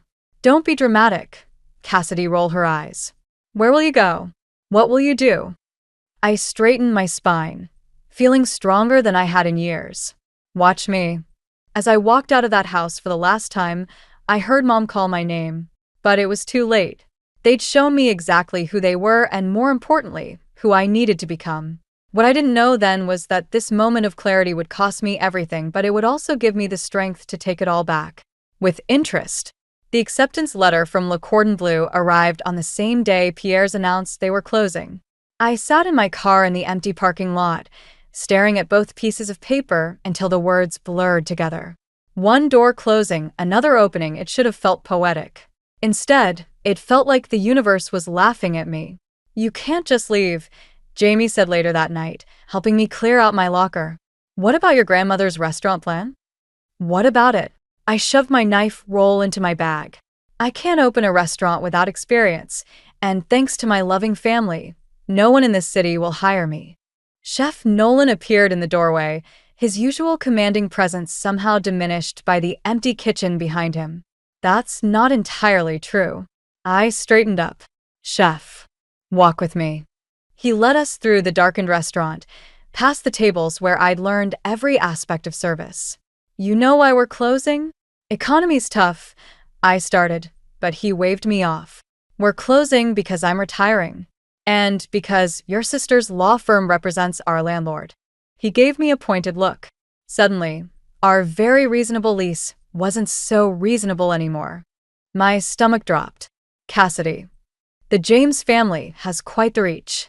He stopped at the bar, pulling out an envelope. But so do I. This is a letter of recommendation for Le Cordon Bleu. And this, he slid over another envelope, is an offer from my friend Michel in Paris. His restaurant needs a line cook. My hands shook as I opened the second letter. You're sending me to Paris? I'm giving you an option. He leaned against the bar. Your father called today. Offered to pay your tuition. I froze. What? Full ride to Le Cordon Bleu. His only condition is that you sign a contract. Something about future business ventures remaining under family management. The pieces clicked into place. They're still trying to control me. Smart family, the James clan. Nolan's voice was carefully neutral. They know talent when they see it. They also know how to cage it. Jamie, who'd been unusually quiet, spoke up. But Paris? That's so far. That's the point, I realized. Either I take Dad's deal and stay under their thumb, or I leave everything behind. Everything except your grandmother's dream. Nolan tapped the recipe book peeking out of my bag. Sometimes you have to go far to find your way back home. My phone buzzed, a text from Cassidy. Daddy told me about school. So proud of you for finally being sensible. Let's celebrate tomorrow. Another buzz, Mom, this time. Your father is being generous. Don't throw this away like I did. Like she did. The words hit me like a punch to the gut. All those times Mom had watched me cook, her quiet sadness when I talked about restaurants, it hadn't been disapproval. It had been regret. When does Michel need an answer? I asked Nolan. Tonight. He checked his watch. Paris is waking up. Jamie grabbed my hand. Mal, whatever you decide. I squeezed back, then pulled out my phone. My fingers hovered over the keyboard before typing. Thanks for the offer, Dad. But I choose me. Then I picked up Nolan's phone and dialed Paris.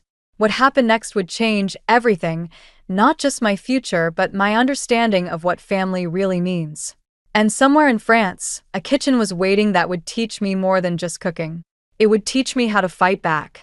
You're doing the right thing, Nolan said as I hung up, but his expression was worried. Just watch your back. The James family doesn't take rejection well. I thought of Cassidy's perfectly planned sabotage, of Dad's attempts to buy my compliance, of Mom's buried dreams. I know, but they've forgotten something important. What's that? I patted my grandmother's recipe book. I'm a James too, and I learned from the best how to play the long game. As I walked out of Pierre's for the last time, I didn't know that my family was already planning their countermove. But this time, I'd be ready. Paris wasn't just an escape. It was my battle plan. The lottery ticket was crumpled in my pocket, forgotten until the moment my phone rang. I was packing for Paris, surrounded by cardboard boxes and memories, when an unfamiliar number lit up my screen. MS.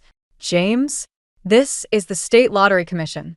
Congratulations, your ticket has won this week's jackpot. The amount they mentioned made me sit down hard on my bedroom floor.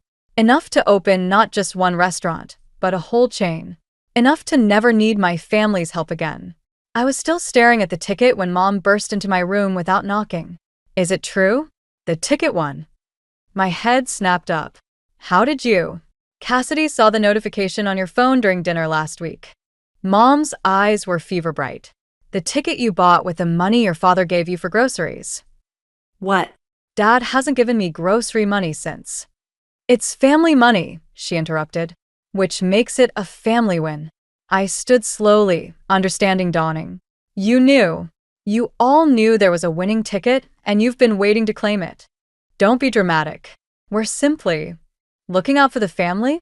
I laughed bitterly. Like you looked out for Grandma's dreams? Or your own? Mom flinched. That's different. We need this money, Mallory. The firm is failing. I know. I tucked the ticket deeper into my pocket, but this is my ticket. My win. My chance. Your chance. Dad's voice boomed from the doorway. Cassidy hovered behind him, her expression a perfect mask of concern. Your chance at what? To waste money on some foolish restaurant scheme? To be free of you, I said quietly. The silence that followed was deadly. Let's discuss this rationally. Cassidy stepped forward, all reason and sweetness. The firm's struggles affect all of us. If we pool the money, pool it. I snorted. Like you pooled grandma's inheritance? Or how you're pooling mom's dreams with your control? That's enough. Dad moved toward me, hand outstretched. Give me the ticket. Now. I backed away. No. Mallory, Mom pleaded. Think of the family. I grabbed my packed bag. I'm thinking of Grandma, who died watching her dreams get buried. Of you, Mom, giving up your passion because it wasn't proper for a James woman. I'm thinking of every time you chose control over love. You ungrateful. Dad lunged forward, but I was faster. I ducked past him, but Cassidy blocked the doorway. You're being selfish, Mal. After everything we've done for you. Done for me? I laughed. You mean like sabotaging Pierre's? Or trying to trap me with Dad's school offer? Her perfect mask slipped for just a moment, showing the rage beneath. You need us. You'll fail without us. Maybe. I straightened my spine. But at least I'll fail on my own terms. I pushed past her, taking the stairs two at a time. Behind me, I heard Dad shouting about ingratitude, Mom crying about family duty, and Cassidy's heels clicking as she followed. If you walk out that door, Dad called after me, don't ever come back. I paused at the threshold, looking back at them. My family, arranged like a perfect portrait of dysfunction. You know what's funny? I won this ticket the day I found Grandma's recipe book. Maybe she's still looking out for me even now. Mallory, please. Mom tried one last time. We're your family. I touched the recipe book in my bag, feeling its worn leather under my fingers. No. You're just people who share my last name. And after today, maybe not even that. As I walked to my car, I heard Cassidy's voice, sharp with warning. You'll regret this. We'll make sure of it. Maybe she was right. But as I drove away, the lottery ticket safe in my pocket and Grandma's recipes beside me, I felt something I hadn't in years. Hope. What I didn't know then was that my family's revenge would come swifter and harder than I imagined. But for the first time in my life, I was ready to fight back. After all, I'd learned from the best how to serve revenge cold and with perfect timing.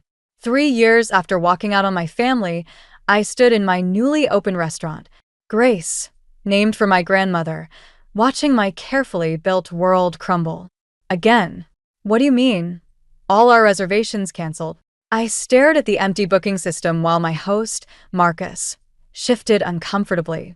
They all called within an hour of each other. Something about food poisoning at last night's soft opening. My stomach dropped. We hadn't even served food last night. It was just a cocktail event for local food critics and investors. But the damage was already done. My phone buzzed with notifications, social media posts, review sites, local news tips.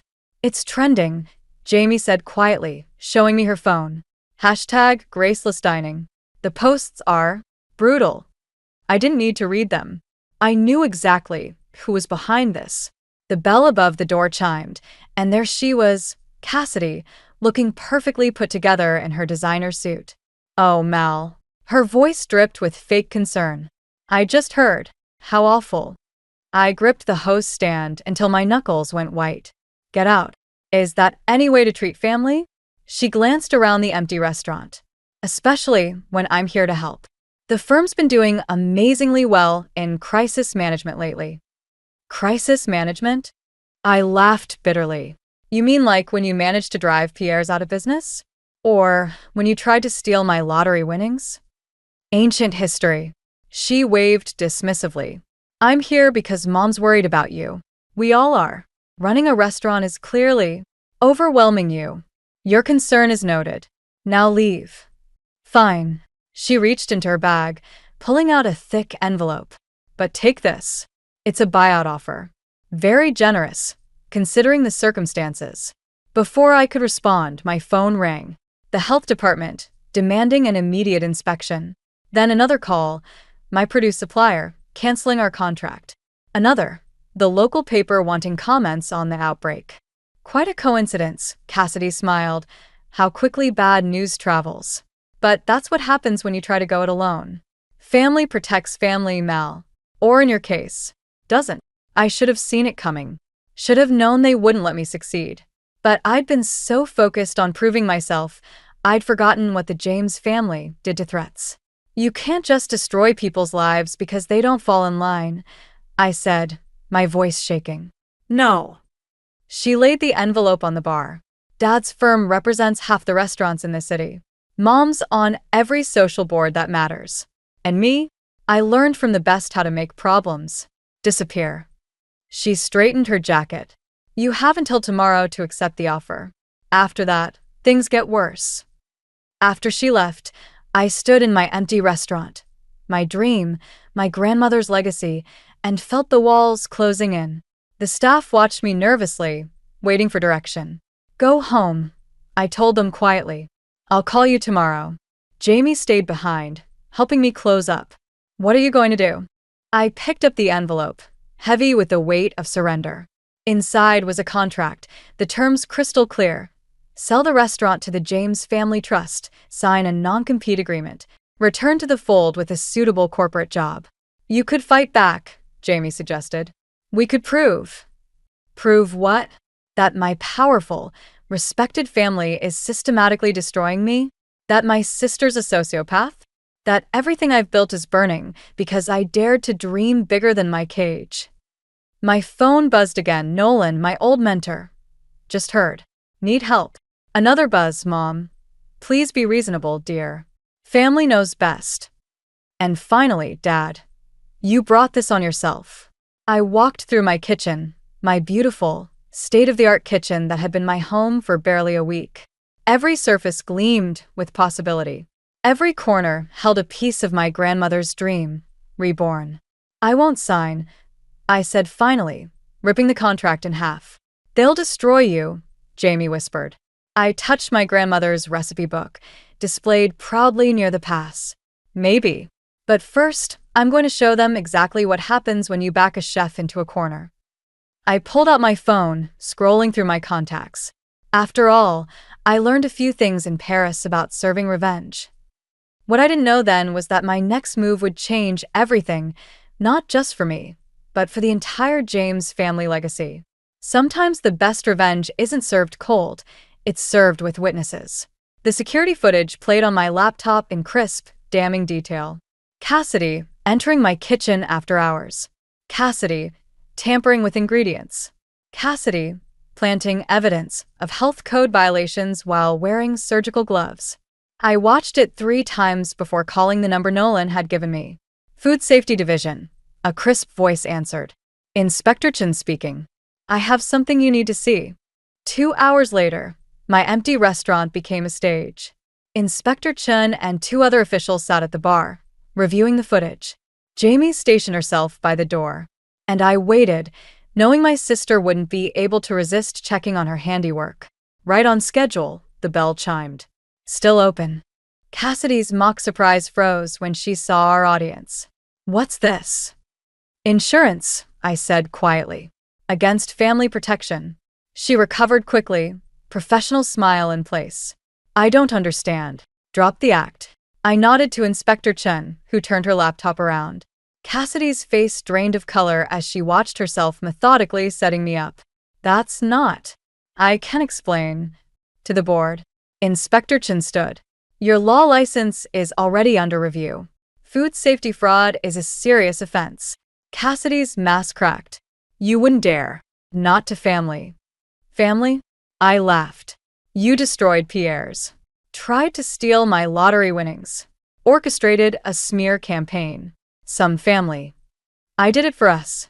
She stepped forward, desperation breaking through her perfect facade. You were supposed to stay in your place, be grateful for what we gave you. But you had to push, had to make Mom remember her stupid dreams, make Dad question everything. Question what? His choices. The firm is failing because he chose wrong, backed the wrong daughter. I had to prove that you were worth it. The pieces clicked into place. All this because you thought Dad regretted choosing you over me? He was going to change the will. Her voice cracked. After your restaurant started getting attention. Said maybe he'd been too hasty writing you off. I couldn't. I wouldn't let you take everything. Inspector Chin cleared her throat. MS, James, we'll need you to come with us. You can't. Cassidy's eyes darted between us. Daddy will. Dad will what? I stepped closer. Destroy my reputation? Already tried. Ruin my business? Too late. The truth's already out there, Cass. And this time, the James name can't protect you. She lunged suddenly, not at me but at the laptop. Jamie intercepted her, and in the scuffle, something fell from Cassidy's bag, a familiar leather-bound book. My grandmother's recipes. You took it? My voice shook. When? Last week. She straightened, smoothing her hair, dignity reassembling even as handcuffs clicked around her wrists. Thought I'd burn it, like Dad burned the original will. Funny how history repeats. As the inspectors let her out, she turned back. You know what's really pathetic, Mal? You actually believe you won. But look around, you're alone. No family, empty restaurant just like Grandma. Was it worth it? I picked up the recipe book, feeling its worn leather under my fingers. You never understood, did you? Grandma wasn't alone. She had her dreams. And now, so do I. MS. James. Inspector Chin paused at the door. We'll need your statement tomorrow. And there's a reporter outside. Your choice if you want to talk. I thought of Dad's carefully curated reputation, of Mom's social standing, of Cassidy's perfect image. Actually, I said, I have a better idea. I pulled out my phone, scrolling to a number I'd never used, the food critic from the city's biggest paper. The one who'd been trying to get the real story behind Pierre's mysterious closure. Time to serve the truth, I told Jamie, who smiled grimly. Cold. No.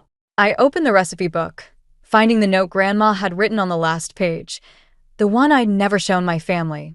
The secret ingredient isn't revenge, my dear. It's survival. We're going to serve it exactly how Grandma would have wanted, with style, with grace, and with witnesses. The phone rang once, twice. As I waited for the critic to answer, I realized Cassidy was wrong. I wasn't alone. I had something better than family obligation. I had truth, justice, and a recipe for redemption that had been generations in the making. 1 year after Cassidy's arrest, I stood in Grace's kitchen, preparing for our busiest service yet. The article exposing my family's schemes had done more than clear my name. It had turned the restaurant into a symbol of resilience against corporate bullying. Every night, we were packed. Chef. Marcus appeared at my elbow. There's someone asking to see you. Says she's family. My hand stilled on the knife I was using. Cassidy's still under house arrest. It's not Cassidy. I found Mom sitting at the bar, looking smaller somehow, less polished than I remembered. The society pages had been brutal after Dad's firm collapsed, and his legal manipulations came to light. Your grandmother would have loved this place, she said quietly, running her finger along the bar's smooth wood. The warmth, the energy. It feels like her. I stayed behind the bar, maintaining that physical barrier. Why are you here? She pulled out an envelope, weathered and creased. I found this while packing up the house. It's from your grandmother, addressed to you. I should have given it to you years ago. My hands shook as I opened it. Inside was a letter and a single recipe card. My dearest Mallory, by the time you read this, I'll be gone. But I hope my recipes found their way to you. They're more than just instructions. They're proof that dreams don't die. They just wait for the right moment to bloom. Your mother had that same fire once. The need to create, to nurture, through food. Your father thought he smothered it, but he just taught her to hide it. Don't let them hide your fire, dear one. And remember, the best revenge isn't served cold or hot. It's served with grace. All my love, Grandma, I used to cook, Mom said softly. Before I married your father. Nothing fancy, just simple French cuisine. Your grandmother taught me. Why did you stop? Because it was easier than fighting. Easier than watching your father try to control another dream into submission. She straightened her shoulders. I'm sorry, Mallory. For not fighting harder. For you, for myself, for your grandmother's memory. The dinner service bell rang, calling me back to my kitchen. To my dream, alive and thriving. Would you? I hesitated. Would you like to stay for dinner? She smiled, sad and hopeful at once. I'd like that. Later that night, after the rush, I found her still at the bar, watching the kitchen with hungry eyes. You know, I said, sliding a plate in front of her. We could use help with the lunch service.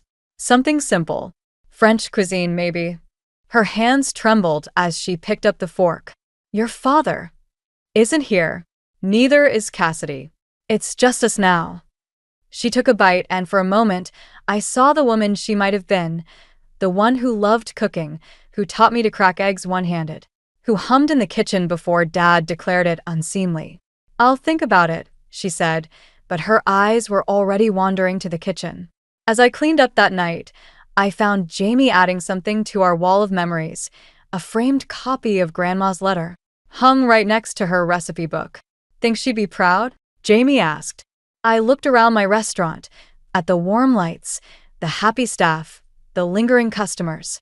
At Mom, still sitting at the bar, scribbling what looked suspiciously like recipe ideas on a napkin. I think she'd say we served it just right.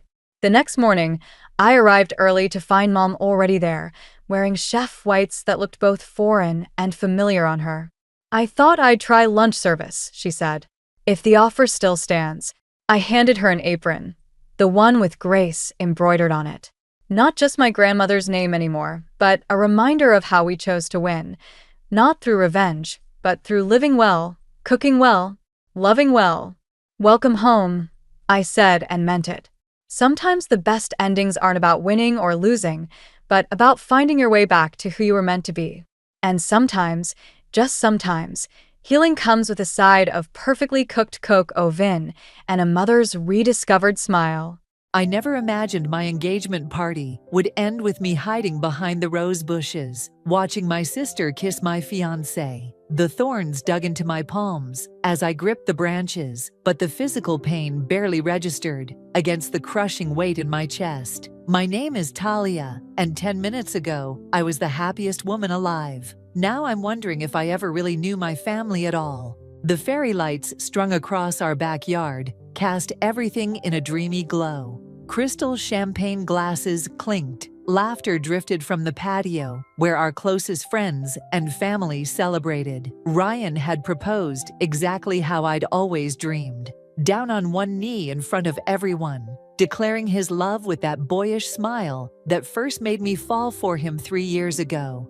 I'd only stepped away to get better phone reception, wanting to share the news with my best friend, who couldn't make it tonight. That's when I saw them. We can't keep doing this, Megan whispered, her fingers tangled in Ryan's hair. Not now that you're engaged to her. I don't want to marry her. Ryan's voice was low, urgent. I never did. You know that. The phone slipped from my hand, cracking against the stone path. They jumped apart like guilty teenagers, finally noticing me standing there. Megan's face drained of color. Ryan just looked relieved. Talia, Megan reached toward me, but I stepped back. How long? The question came out surprisingly steady. 6 months, Ryan answered. No hesitation, no shame. I tried to end things with you, but your family, our family, I corrected automatically. Though the words felt hollow now. She's my sister. I'm so sorry, Megan's voice cracked. We never meant to what? To hurt me? To humiliate me in front of everyone we know. I gestured toward the party, where our mother was probably already wondering where the happy couple had disappeared to. Were you planning to wait until after the wedding, or just keep fucking my husband behind my back? They both flinched at my crude language. Good. Let them feel uncomfortable. I love her, Ryan said simply, as if that explained everything. as if love justified betrayal. Footsteps crunched on gravel. My father appeared around the corner, his face flushed from champagne and joy. He froze, taking in the scene. Me, trembling with rage. Megan and Ryan, standing too close together. "What's going on out here? Ask your precious younger daughter," I spat. "Ask her how long she's been sleeping with my fiancé." "Talia," Megan gasped, scandalized that I would say it so bluntly. Dad's expression shifted from confusion to denial to something worse. Resignation. He wasn't surprised. He knew. "How long have you known?" I demanded. "Sweetheart, it's complicated." "How long?" He wouldn't meet my eyes. "A few weeks. Your mother and I thought, we hoped they would end it, that Ryan would commit to you properly once you were engaged." The betrayal hit me like a physical blow. My own parents had conspired to let me marry a man they knew was in love with my sister. "We were trying to protect you," Dad said weakly. "Protect me?" I laughed, the sound sharp and foreign to my own ears. "By letting me make a fool of myself. By watching me plan a wedding to a man who's been fucking my sister for months." "Language," he corrected automatically. "Go to hell." I yanked the ring off my finger and threw it at Ryan's feet. "All of you." I turned and walked away, ignoring their calls. Behind me, the party continued. Oblivious, music played. People laughed. My mother's voice rose above the rest, probably wondering where her daughters had gone. Let them explain it. Let them deal with the fallout. I was done. I got in my car and drove, with no destination in mind, except away. Away from the lies. Away from the betrayal. Away from the family I thought I knew. They would regret this, all of them. I would make sure of it. 3 days after my world imploded, I returned home to pack my things. The house was quiet, too quiet, until I heard laughter drifting from the kitchen. My mother's voice, warm and affectionate, followed by Megan's familiar giggle. I froze in the hallway, my hand gripping the banister. The caterer's already been paid, so we might as well use the reservation. Mom was saying, "We can turn it into an engagement party for you and Ryan instead." The coffee mug in my other hand nearly slipped. They were planning to use my wedding arrangements for them. "I don't know," Megan replied, her voice carrying that false modesty she'd perfected since childhood. "Wouldn't that be inappropriate?" Nonsense. No sense letting good plans go to waste. I rounded the corner, making both of them jump. Mom's smile faltered, for just a moment before brightening artificially. "Sweetheart, we've been trying to reach you." Clearly not trying very hard.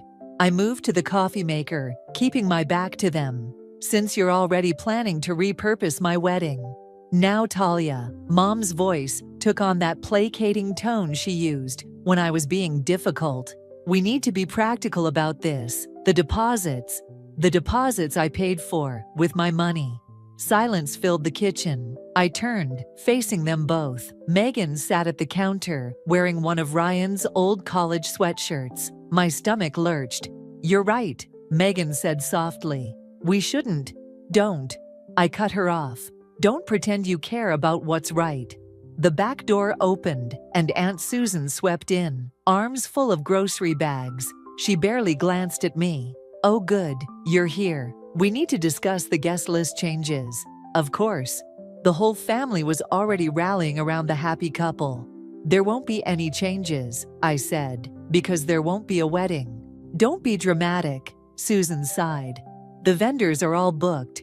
People have made travel arrangements. Then they can watch Megan marry my leftovers somewhere else."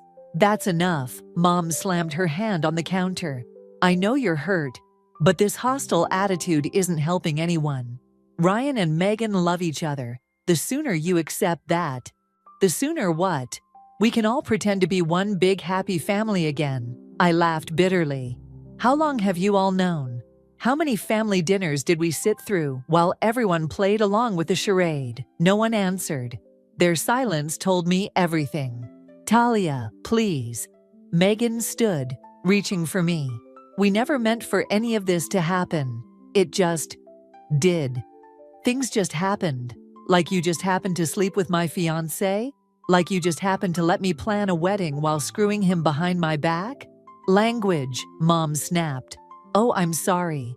Is my vocabulary making you more uncomfortable than my sister fucking my fiancé? Susan gasped. Megan's eyes filled with tears. Mom looked like she might faint. I think you should leave, Susan said coldly, until you can discuss this rationally. Rationally, I grabbed my engagement photo off the wall and slammed it face down on the counter. The glass cracked. Is this rational enough for you? Or should I smile and congratulate them like a good sister? Your sister is happy, Mom pleaded. Can't that be enough? The words hit me like a physical blow. My happiness had always been secondary to Megan's. I'd just never seen it so clearly before. You're right, I said quietly. Megan's happiness is all that matters. It always has been. I headed for the stairs, their voices following me. Where are you going? To pack. I'm moving out. Don't be ridiculous, Mom called after me. This is your home. I paused on the steps, looking back at them. My mother's worried face, Susan's disapproval, Megan's guilty tears. They were already a united front against me. No, I said. This stopped being my home the moment you chose her happiness over my dignity. Enjoy the wedding. I'm sure it'll be beautiful. I climbed the stairs, their whispered conversations resuming behind me. Let them talk. Let them plan their perfect celebration of betrayal. They thought this was the end, that I would fade away and let them have their happiness. But this was just the beginning. I had nothing left to lose. And that made me dangerous. The email arrived at 3 a.m. from an anonymous account. My finger hovered over delete, but the subject line stopped me. Ryan's business financials, things you should know. Inside was a spreadsheet detailing transactions between Ryan's company and my family's accounts. Large sums moving back and forth, disguised as consulting fees. The dates caught my eye. They started 6 months ago, right when his affair with Megan began. I printed everything, spreading the papers across my apartment floor. The numbers didn't lie. Ryan and Megan had been bleeding my parents dry while playing happy couples. My phone buzzed. Emily, have you seen the wedding invitation? Her voice was tight, controlled. They're using your original date. I gripped the phone harder. Why are you telling me this? Because, she hesitated. There are things you should know about Ryan, about the business. I'm looking at the financials right now. Silence stretched between us. Then, meet me at Carlo's, 1 hour. Emily sat in the furthest booth, shoulders hunched over an untouched coffee. She looked smaller somehow, more fragile than the confident aunt I remembered. Ryan approached me first, she said without preamble. Before Megan, before you. The waitress appeared.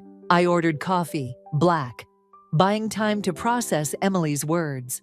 What do you mean, approached you? He needed investors, said he had this brilliant business plan, but the banks wouldn't touch it. Emily's fingers traced the coffee cup's rim. He was very convincing, very attentive. Understanding dawned.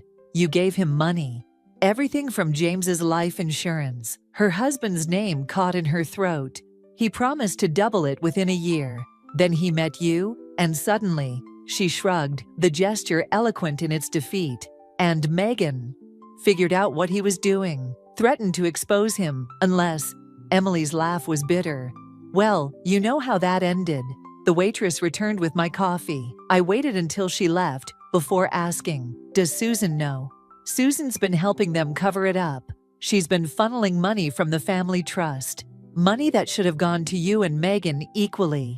My hands shook as I lifted the cup. Why tell me now? Because they're getting bolder. The wedding, the business expansion plans. It's all built on lies. Emily finally met my eyes. And because I saw how they looked at each other at the engagement party. Not like people in love, like conspirators. You could have warned me before. I was afraid. The words burst out. Ryan. He knows things. About James's death. Things that could hurt me. Ice spread through my veins. What things? Emily stood abruptly. I've said too much. Just be careful. They're not what they seem. She hurried out, leaving cash for her untouched coffee. I sat there, mind racing. The financials, Emily's confession, James's suspicious death 2 years ago. Pieces of a puzzle I hadn't known I was solving. My phone buzzed again. A text from Megan. "Family dinner tonight. Mom insists you come. Please don't make this harder than it needs to be." I stared at the message, seeing it with new eyes. Every family gathering, every forced reconciliation attempt, they weren't about healing. They were about control. Keeping me close, keeping me quiet. Another text followed. "Ryan's announcing the business expansion. It would mean a lot to have you there, of course." They needed to maintain the illusion of family unity. Needed witnesses to their success story. I typed back, "Wouldn't miss it." They thought they had me figured out. The bitter ex-fiancé, the jealous sister, too emotional to be taken seriously. They never imagined I'd be methodically gathering evidence, building a case that would destroy them both.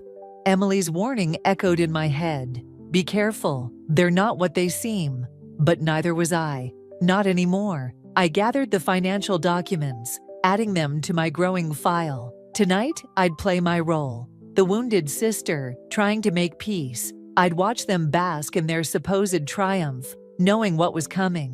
Because revenge isn't served hot or cold. It's served methodically, precisely, with a smile that never reaches your eyes. And I was just getting started. Marcus Chen's business card sat on my desk like a loaded gun. As Ryan's former partner, he knew exactly how deep the financial deception went. Getting him to talk had taken weeks of careful preparation. But now, they're planning to go public, he said, voice crackling through my phone's speaker. "Using your family's money to inflate their numbers." I traced the edge of the financial documents Emily had provided. How much time? 3 months, maybe less. Ryan's already courting major investors. A pause. He's good at making people believe what he wants them to believe. Didn't I know it? "Send me everything you have," I said. "Bank statements, investor meetings, everything." "Already did. Check your encrypted email." Marcus hesitated. "Be careful, Talia. Ryan, he gets dangerous when backed into a corner." The warning stayed with me as I drove to my parents' house that evening. Family dinner. Another performance in our ongoing charade of reconciliation. Ryan's Tesla sat in the driveway gleaming like a trophy. Through the window, I could see them all gathered in the living room. The perfect family tableau.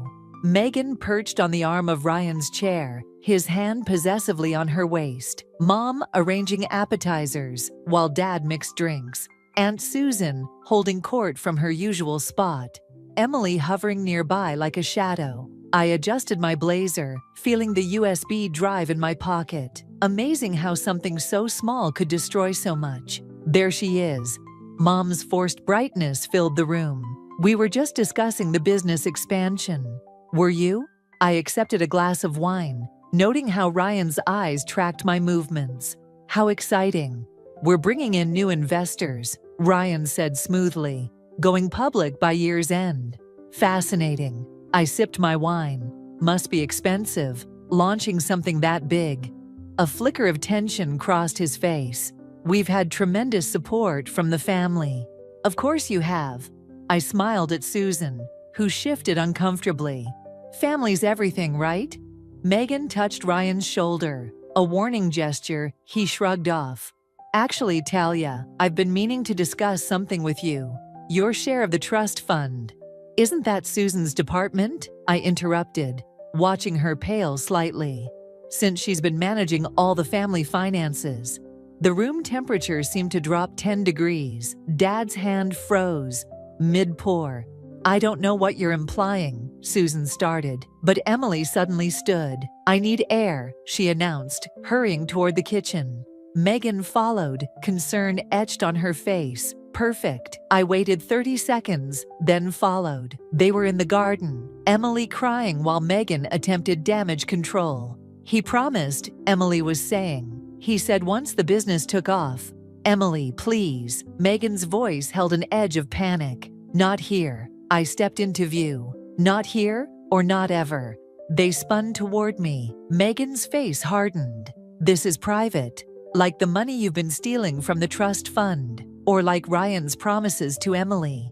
I moved closer, watching Megan's composure crack. How many women has he played, Megan? How many more will there be? You don't understand. I understand perfectly. You're not special, Megan. You're just the latest mark in his game. I turned to Emily. Show her the letters. Emily, show her what he promised you. Emily's hand went to her pocket, where I knew she kept Ryan's letters. Megan's eyes followed the movement, realization dawning. Emily? Her voice wavered.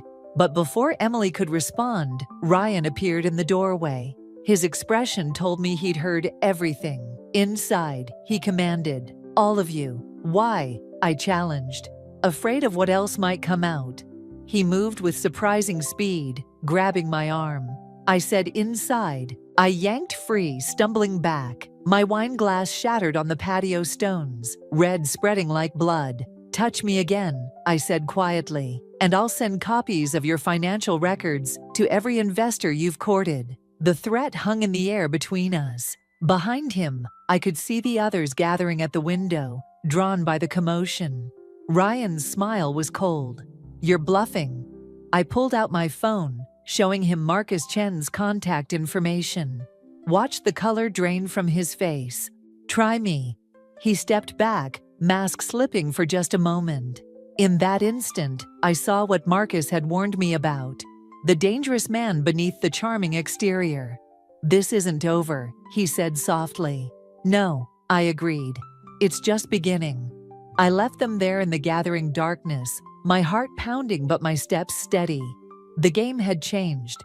Now they knew I had weapons of my own, and I was ready to use them. The anonymous tip came through my work email, screenshots of Ryan's company's internal communications. Their biggest investor was pulling out. Stock prices would plummet the moment the news broke. I forwarded everything to Marcus, then deleted the evidence. My hands shook as I poured my morning coffee, spilling drops across the counter. This was it, the first domino falling. My phone buzzed. "Megan."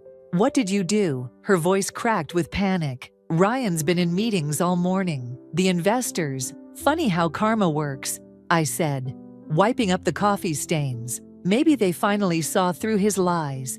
He says you've been talking to Marcus Chen. Did he tell you what Marcus knows? About the money? About Emily?" Silence stretched between us. Then quietly, "Dad's having chest pains." The mug slipped from my hand, shattering against the tile. "What?" "The stress of everything. He collapsed this morning. Mom's with him at St. Mary's." I grabbed my keys, already heading for the door. "Is he?" "Don't come." Her voice hardened. "You've done enough damage." The line went dead. I stood frozen, keys digging into my palm. My phone buzzed again, a text from Emily. "It's bad. Susan's threatening to go public about everything unless you back off." Another buzz, an email from Marcus. "Investment withdrawal confirmed. Stock dropping. Ryan's looking for someone to blame." The messages kept coming, a cascade of consequences I'd set in motion. I switched off my phone, but the silence felt worse. Hours later, I sat in my car across from St. Mary's, watching the hospital entrance. Mom emerged briefly, her face drawn and tired. She didn't notice me. Neither did Aunt Susan when she arrived with coffee and sandwiches. They huddled together near the entrance, talking in low voices. A tap on my window made me jump. Emily stood there, looking haunted. I rolled down the window. "How is he?" "Stable, but..." She glanced over her shoulder. "Ryan's threatening to expose what really happened to James if I don't back his version of events with the investors." My fingers tightened on the steering wheel. "What version is that?" "That you've been sabotaging the company out of jealousy. That you manipulated Marcus Chen with false information." She wrapped her arms around herself. "He has documents, Talia, forged ones, but they look real. Let him try." But my voice lacked conviction. "You don't understand. If the truth about James comes out..." Tears filled her eyes. "I can't go to prison. I can't." The pieces clicked together. James's suspicious death, Ryan's hold over Emily, the missing insurance money. How deep did this web of secrets go? My phone buzzed again. A message from an unknown number. Back off now, or tomorrow's headlines will destroy more than just the company. Ask Emily about October 15th, the date of James's death. Emily saw the message over my shoulder and went pale. He wouldn't he? I studied her face. What really happened that night, Emily? She backed away from the car. I have to go. They'll wonder where I am. Emily, just be careful. Ryan's not who any of us thought he was. She hurried back toward the hospital entrance, nearly colliding with Megan, who was just coming out. Our eyes met across the parking lot. For a moment, I saw something in my sister's face. Fear, recognition. Then her expression hardened, and she turned away. I started the car, my mind racing. Dad in the hospital, Susan's threats, Emily's secrets, Ryan's counter moves. The revenge I'd planned was spinning out of control, hurting people I never meant to hurt. But I was too far in to stop now. Ryan had to be exposed before he destroyed everyone I cared about, even the ones who'd betrayed me. My phone buzzed one final time. A message from Marcus. Meeting tomorrow, 9 a.m. Bringing proof of everything. This ends now. I pulled away from the hospital, leaving my family to their vigil. Tomorrow would change everything, for better or worse. The question was, how many more casualties would there be before this war was over? And could I live with being the one who started it? Marcus never showed up for our meeting. Instead, I found Ryan waiting in the coffee shop, wearing the same smug smile from our engagement party. Looking for someone? He slid Marcus's phone across the table. He had a change of heart. My coffee turned to acid in my stomach. What did you do? Nothing compared to what you've done. He leaned forward. Did you really think I wouldn't figure it out? The leaked documents, the investors, Emily. Where is she? Safe, for now. His smile never wavered. Unlike James was. The pieces clicked together with sickening clarity. You knew about James's death. I knew everything, Talia. Every secret, every lie, every desperate move Emily made to cover up her mistake. He checked his watch. Speaking of mistakes, the SEC should be receiving some very interesting documents about your involvement in market manipulation right about now. My hands went cold. You're bluffing. Am I? He pulled out his phone, showing me an email thread. Your fingerprints are all over the fake documents Marcus sent to our investors. Of course, he'll deny any involvement now. Amazing what people will do when their families are threatened. The coffee shop walls seem to close in. Our father is in the hospital because of you. No, he's there because his daughter couldn't let go of a man who never wanted her. His voice dropped lower. Did you ever wonder why I chose you first? The responsible one, the trusted one, the perfect cover, while I built my empire using your family's money. Movement caught my eye. Through the window, I saw Megan getting out of her car, Aunt Susan beside her. They'd planned this ambush. Face it, Talia, you've lost. Ryan stood. The SEC investigation will destroy your career. Emily's confession about James will devastate your family. And Megan, he smiled that boyish smile I'd once loved. Megan will always choose me. They entered the coffee shop as I sat there paralyzed. Megan's eyes were red, but her voice was steady. The police are questioning Emily now, she said. About James, about everything. She's lying, I managed. Whatever she's saying. We found your notes, Susan cut in. The ones detailing Ryan's finances, your plans for revenge. The investigators are very interested in how you obtained confidential company information. My chest tightened. The notes were in my apartment. They'd been in my apartment. How did you? Mom let us in, Megan said softly. She wanted to talk to you, try one last time to fix things. Instead, she found proof that you've been trying to destroy us. I was trying to expose the truth. The truth, Ryan laughed. The truth is, you're going to prison for securities fraud. Emily's facing charges for James's death, and your family. He gestured to Megan and Susan. They'll finally see you for what you really are. A monster, Megan whispered. Just like you said I was. I stood so quickly, my chair toppled backward. Other customers turned to stare. Everything I did because of what you took from me. We didn't take anything, Ryan said. You gave it away. Your family, your career, your freedom, all sacrificed for revenge. He checked his watch again. The SEC agents should be at your office by now. I'd run, but, well, that would just make things worse, wouldn't it? My phone buzzed. A news alert. The company's stock had plummeted. Another buzz, my boss, demanding I come in immediately. A third, Emily, a single text. I'm sorry, they gave me no choice. Why? I asked Megan. Why help him destroy me? She met my eyes, and for a moment, I saw something there. Regret?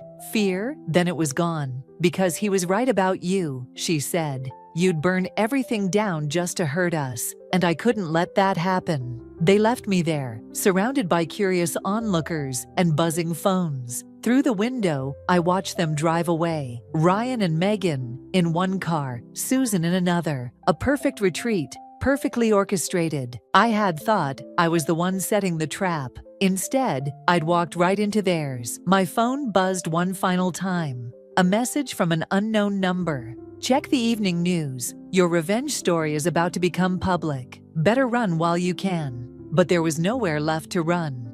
And no one left to run to. I'd wanted revenge. Instead, I'd given Ryan exactly what he needed to destroy me.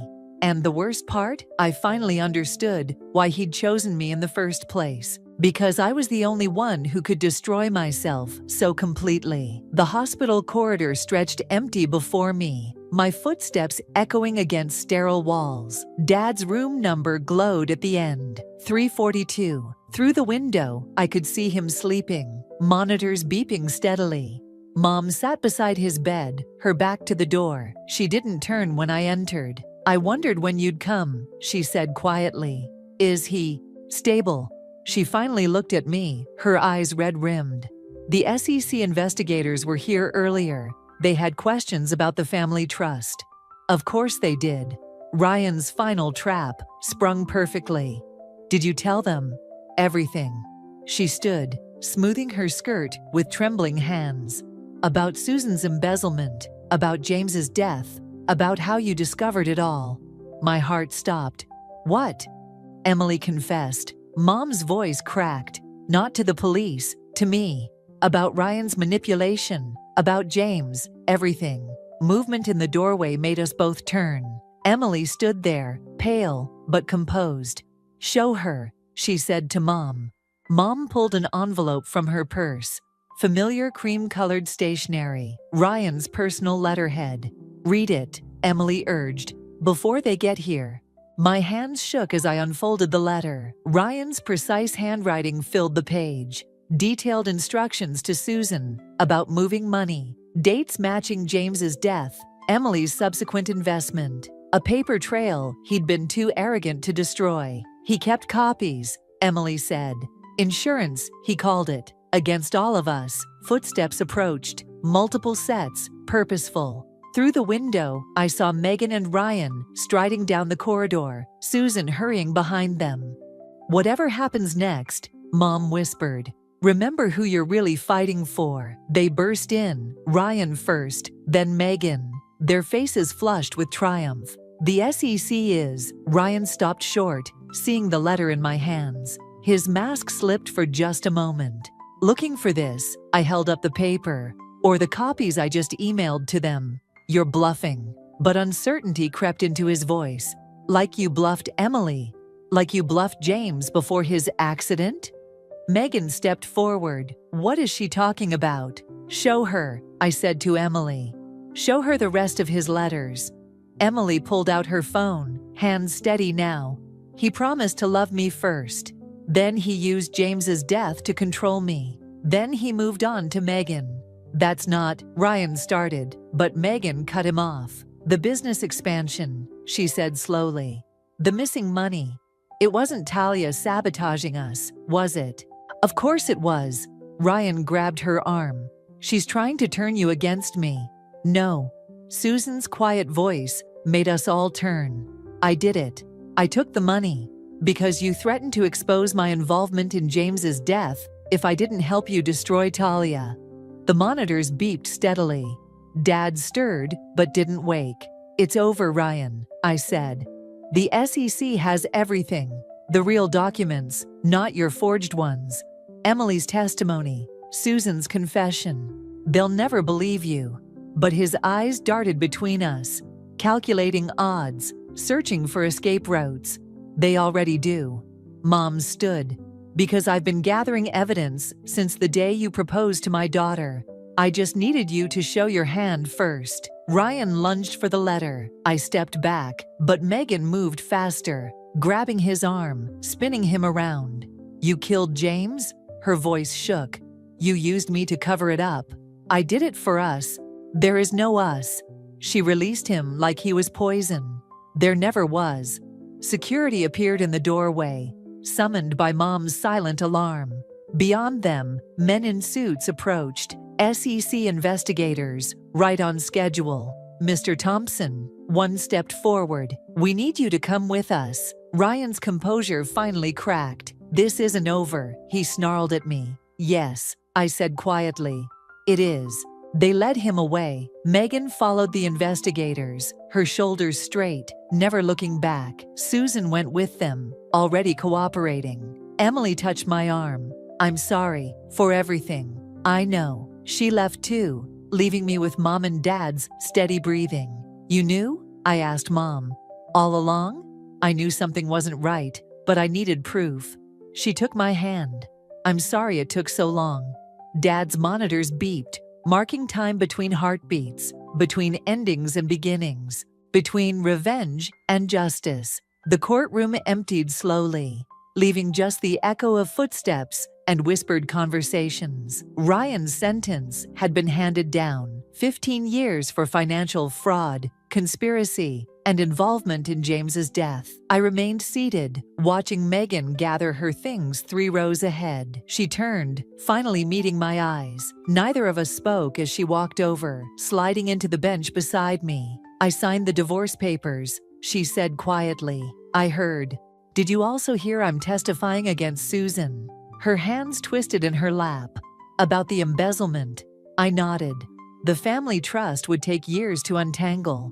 But at least the truth was out. I keep thinking about that night, Megan continued. The engagement party, how happy you looked, right before. She trailed off, then reached into her bag. I found this in Ryan's study. She handed me a small leather journal. The first page bore a date, 6 months before he'd proposed to me. It's all there, she said. Every manipulation, every lie. He planned everything. Right down to which sister would be easiest to control first. My fingers traced the familiar handwriting. Why show me this? Because I need you to understand. I wasn't just weak or selfish. I was played. Just like Emily. Just like you. She stood. But that doesn't make it hurt any less, does it? No, I agreed. It doesn't. She walked away, heels clicking against marble. I watched her go. Remembering how we used to share clothes, secrets, dreams. Now we shared only wreckage. The drive home took me past our old house. Dad was there now, recovering slowly. Mom had called yesterday. They were selling the place, too many memories. I almost missed the figure sitting on my apartment steps, Emily, clutching a manila envelope. The police found more letters, she said as I approached. From Ryan to James. Before, she swallowed hard. I'm turning myself in tomorrow, for my part in covering up what happened. How long? With a plea deal? 2 years, maybe less. She held out the envelope. But first, there's something you should know about Mom. Inside was a series of emails spanning years. Mom tracking Ryan's business dealings, gathering evidence, protecting her daughters in the only way she knew how, silently, patiently, until the moment was right. She knew we'd destroy ourselves trying to fight him directly, Emily explained. So she built a case instead, waited until he revealed his true nature. While we tore each other apart, while we learned the truth about ourselves, Emily stood. Revenge changes people, Talia. The question is, what do we become after it's over? I had no answer, not yet. That night, I sat on my balcony with Ryan's journal, and Mom's emails spread before me. The city lights blurred as I read. Years of calculated manipulation, alongside years of quiet resistance. A chess game where we'd all been pawns, even the ones who thought they were players. My phone lit up with a text from Megan. "Dad's asking for you." Then another from Mom. "When you're ready, we'll be here." And finally, one from an unknown number. A photo of Ryan in prison orange, his mask of charm replaced by cold fury. Below it, a message from Marcus Chen. "Some people never change, but some do." I gathered the papers, watching the wind catch a loose page from Ryan's journal. It spiraled down into the darkness, taking his poisonous words with it. Tomorrow, I would visit Dad, maybe talk to Megan about the trust, begin the slow work of rebuilding what could be saved. But tonight, I let myself feel everything. The grief, the anger, the hollow victory of revenge. Let it wash through me like a cleansing fire. I'd wanted justice, and I'd gotten it. I'd wanted revenge, and I'd tasted its bitter fruit. Now I wanted something else. Something that couldn't be plotted, or planned, or avenged. Peace, maybe. Or forgiveness, or simply the strength to become someone new among the ashes of who I'd been. The wind picked up, carrying the last traces of Ryan's journal into the night. I didn't try to catch them. Some stories need to end for others to begin. I never expected to discover my husband's true nature while hiding behind a potted ficus tree in our living room. Yet there I was, crouched behind its leaves at midnight, watching Chase pace back and forth with his phone pressed to his ear. My name is Willa, and until that moment, I thought I had a pretty good handle on my life. I'm an elementary school teacher, married to what I believed was a devoted husband, and expecting our first child. But life has a way of shattering your certainties when you least expect it. "Look, Mom, Douglas's death changes everything," Chase whispered into his phone, unaware of my presence. "Willa's too emotional right now to think clearly about the inheritance. This is our chance." I pressed my hand against my mouth, stifling a gasp. My father had passed away just 2 weeks ago, and here was my husband, plotting something about my inheritance in the middle of the night. "No, listen," he continued, his voice taking on that smooth, persuasive tone I used to find charming. "Once the shares are transferred, we can push for a quick sale. The company's worth millions. Willa doesn't need to know the details until it's done." My legs started cramping from squatting, but I didn't dare move. I'd only come downstairs for a glass of water, but Chase's furtive whispers had stopped me in my tracks. "Of course I feel bad about it," he said, running his fingers through his hair, a gesture I now realized might have been more calculating than nervous. "But think about it. We could finally get you and Dad out of debt. Get that house in Palm Springs you've always wanted." The room started spinning slightly. I steadied myself against the wall, my other hand instinctively moving to my barely showing baby bump.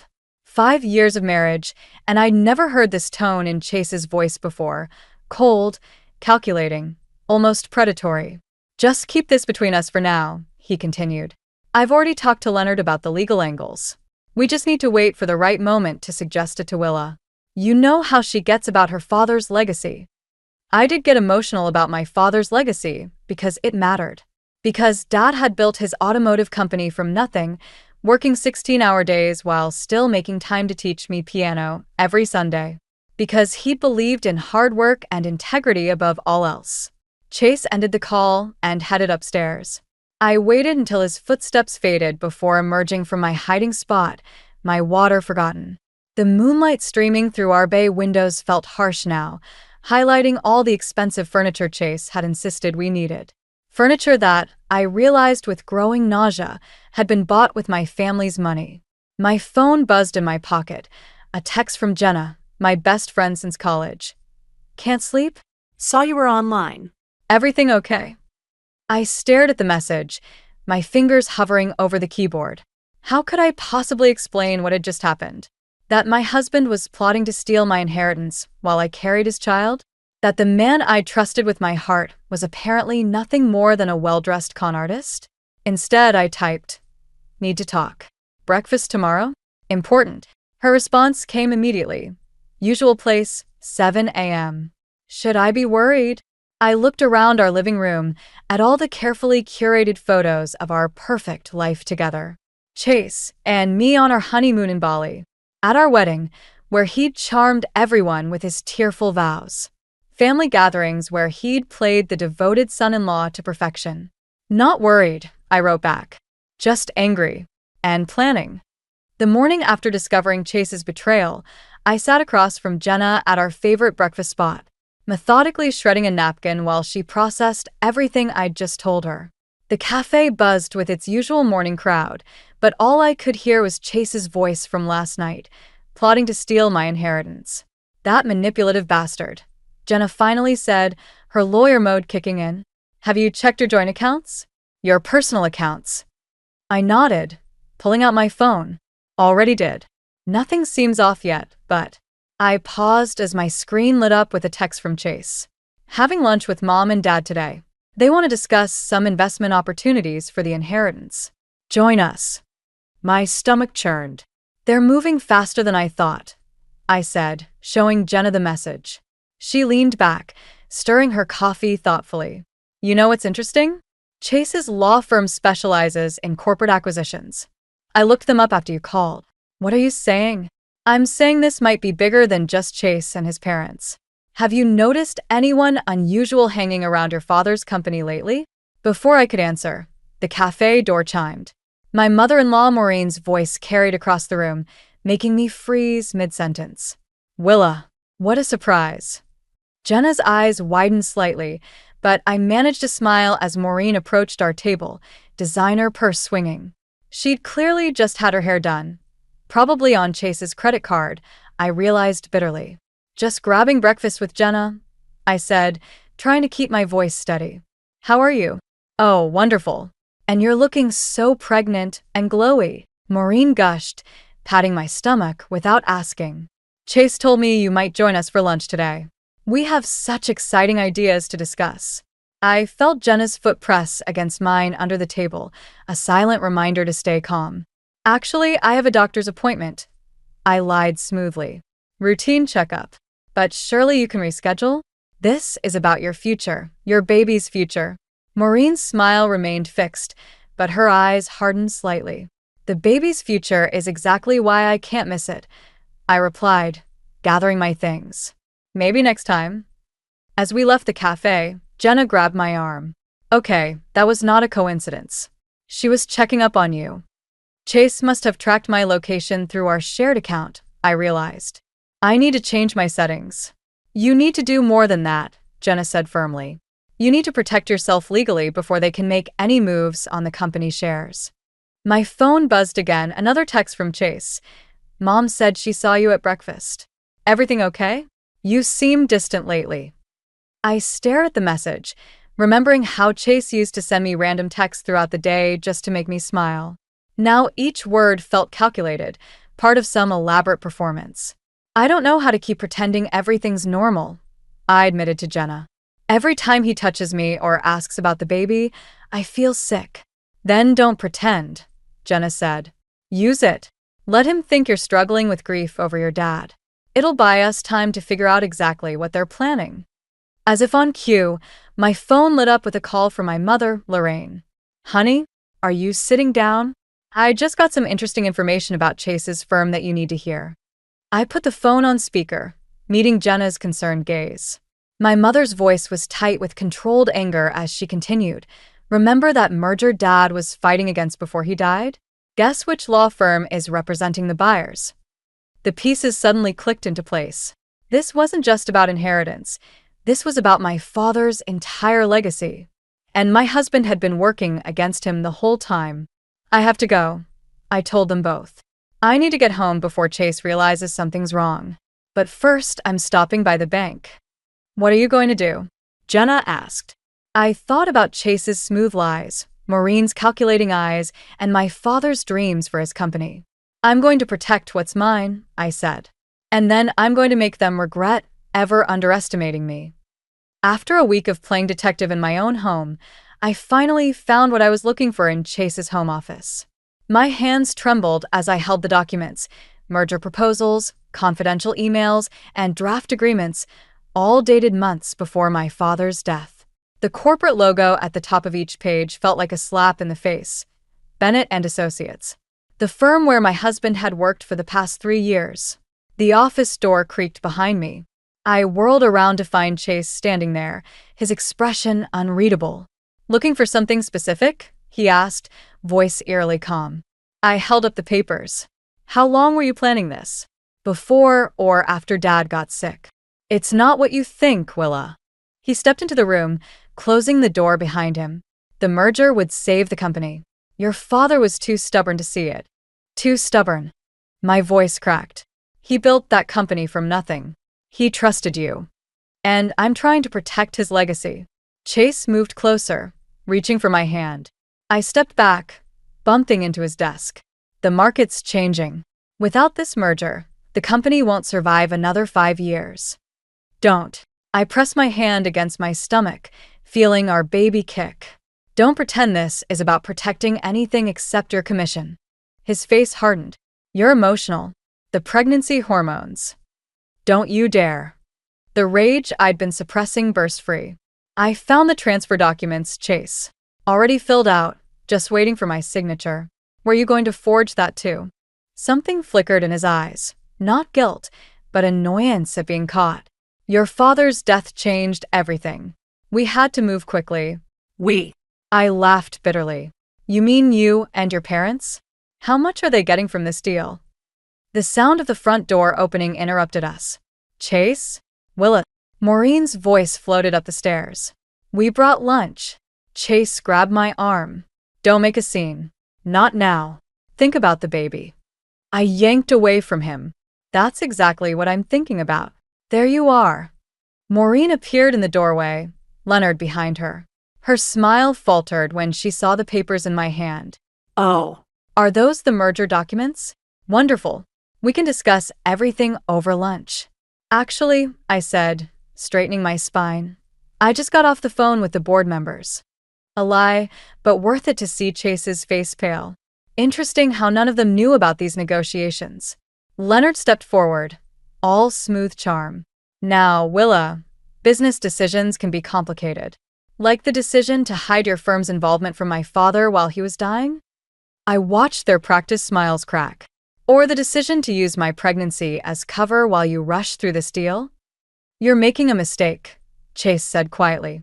"This merger is happening, with or without your cooperation." I thought about my father, working late nights, teaching me that integrity mattered more than quick profits. About my mother's warning, and Jenna's legal advice. "You're right about one thing," I said, pulling out my phone. "Something is happening today." I pressed play on the recording app that had been running since I entered the office. Chase's earlier words filled the room. "The market's changing. Without this merger." "You recorded me?" Chase's charm vanished completely. "That's illegal." "Actually," I said, "in this state, it's perfectly legal to record conversations you're part of. But insider trading and attempted fraud? Those are definitely illegal." Maureen stepped toward me, hands raised placatingly. "Darling, let's all calm down. I've already sent copies to the board, the SEC, and my lawyers," I continued. Another lie, but I'd be doing it the moment I left. "So here's what's going to happen. You're all going to leave my house. Now." "This is my house too," Chase snapped. "Check the deed," I replied. "Dad put it in my name as a wedding gift. Funny how you never noticed that detail." I walked past them, head high despite my shaking hands. At the doorway, I turned back. "Oh, and Chase? I'd start looking for a good lawyer. One that doesn't work for your father." Their protests followed me down the stairs, but I didn't stop. My phone was already in my hand, texting Jenna. "It's worse than we thought. Meet me at your office. Bringing evidence." The emergency room's fluorescent lights made everything look harsh and unreal. I sat on the examination table, my mother clutching my hand while the doctor checked my blood pressure for the 3rd time. "Still too high," she said, frowning. "How long have you been experiencing these headaches?" "Just the past few days," I lied. My mother's grip tightened. She knew better. The headaches had started right after I confronted Chase. My phone buzzed again, the 20th message from Chase since I'd left the house. I ignored it, just like all the others. The doctor cleared her throat. Mrs. Bennett. Harper. I corrected automatically. I'm going back to Harper. MS. Harper, then. Your blood pressure is concerning, especially at 24 weeks. I'm recommending bed rest for at least a week. A week. The merger vote was in 5 days. I can't, I started, but my mother cut me off. She'll do it, Lorraine said firmly. At my house. My phone lit up with a new message, this time from Leonard. Think about what you're doing to this family. Chase is devastated. Let's talk about this like adults. The doctor left to prepare discharge papers, and my mother finally spoke. Why didn't you tell me it was getting this bad? Because saying it out loud makes it real. I pressed my hands against my belly, feeling my daughter move. Did you know Chase was working with Carlton Industries even before Dad got sick? They were planning this takeover for months. That's why you need to step back, she said. Let Jenna and the lawyers handle it. Focus on my granddaughter. A knock at the door made us both jump. Chase stood there, still in his suit from work, looking appropriately concerned. The perfect worried husband. Thank God, he said, stepping forward. When the hospital called, get out. My mother's voice could have frozen hell. I have a right to be here. That's my child. The child you were willing to use as a distraction while you stole her inheritance. My mother stood, all 5 feet 4 inches of pure fury. The same child whose stress levels are endangering her life because of your schemes? Chase's facade cracked slightly. Willa, please. Whatever you think I did. I found the offshore accounts, I said quietly. The words dropped like stones in the sterile room. Dad suspected something was wrong before he died. He hired investigators. That hit home. Chase's face went blank, his tell when he was truly rattled. You're bluffing. I pulled out my phone, pulled up the email I'd received that morning from Dad's lawyer. Want to see the transfers? The meetings with Carlton's CEO? Did you really think Dad wouldn't protect his company? Everything I did was for us, Chase said, but his eyes darted to the door. For our future. Mrs. Harper. A nurse appeared with a wheelchair. We're ready to discharge you. I'll get the car, my mother said, giving Chase a look that could strip paint. Once she left, Chase moved closer, his voice low. Think about what you're doing. One phone call, and I can make sure you never see a penny of your inheritance. I looked at him, really looked at him, and wondered how I'd ever mistaken his confidence for strength. One phone call from me, and the SEC will have those offshore accounts. Want to test which call does more damage. The nurse waited patiently, pretending not to hear. Chase straightened his tie, another tell. This isn't over. You're right, I said, letting the nurse help me into the wheelchair. It's just beginning. As I was wheeled out, my phone buzzed with a text from Jenna. Found something big in the merger docs. Chase isn't the mastermind. Someone else has been pulling the strings. I closed my eyes, suddenly exhausted. One battle at a time. First, I needed to protect my daughter. Then I could focus on finding out who had really orchestrated my father's company's downfall. Ready to go home? My mother asked as we reached her car. No, I said, thinking of the house I'd shared with Chase, filled with expensive furniture and empty promises. But I'm ready to start fighting back. 3 days into my stay at my mother's house, Leonard Bennett showed up unannounced. I watched from the upstairs window as he charmed his way past the housekeeper, briefcase in hand, wearing the same expensive smile he'd used to convince my father to hire Chase 5 years ago. You don't have to see him, my mother said from behind me. Actually, I do. I smoothed my shirt over my growing belly, but not alone. 10 minutes later, Leonard sat across from me in my mother's study, with Jenna beside me and my mother standing by the fireplace like a sentinel. This situation has gotten out of hand, Leonard began, opening his briefcase. I have a proposal that could benefit everyone. Like the proposal to sell my father's company behind my back? I kept my voice steady, remembering Jenna's coaching. Leonard pulled out a document. Carlton Industries is offering to keep the current management team. Your father's legacy would remain intact. while Chase gets his commission and you clear gambling debts." The words hit their mark. Leonard's smile flickered. "Did you really think Dad's investigators wouldn't find those too? Now see here." Leonard started to rise, but my mother's voice cut through the room. "Sit down, Leonard. You're not dealing with some naive socialite anymore." He sat, adjusting his tie. "Chase loves you, Willa. This pregnancy, the stress, you're not thinking clearly." "Actually," Jenna interjected, sliding a folder across the table, "she's thinking very clearly. These are cease and desist orders for you, Chase and Maureen. Any further attempts to contact Willa will result in harassment charges." Leonard's facade cracked. "You ungrateful." A knock at the door interrupted him. The housekeeper entered, looking uncomfortable. "I'm sorry, but Mrs. Bennett is here. She's quite insistent." Before anyone could respond, Maureen burst in. Mascara streaked down her face. "How could you do this to Chase? He's been suspended from the firm." "The firm suspended him because he violated ethics protocols," Jenna stated flatly. "That's what happens when you conspire to defraud shareholders. We were trying to help." Maureen's voice rose hysterically. "That company is dying. Chase was saving it by secretly working with both sides of a hostile takeover." I stood, anger finally breaking through my careful control. "By using my father's death as an opportunity?"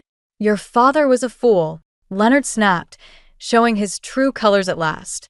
"He could have sold years ago, made us all rich, but he was too stubborn. Get out." My mother's voice could have cut glass.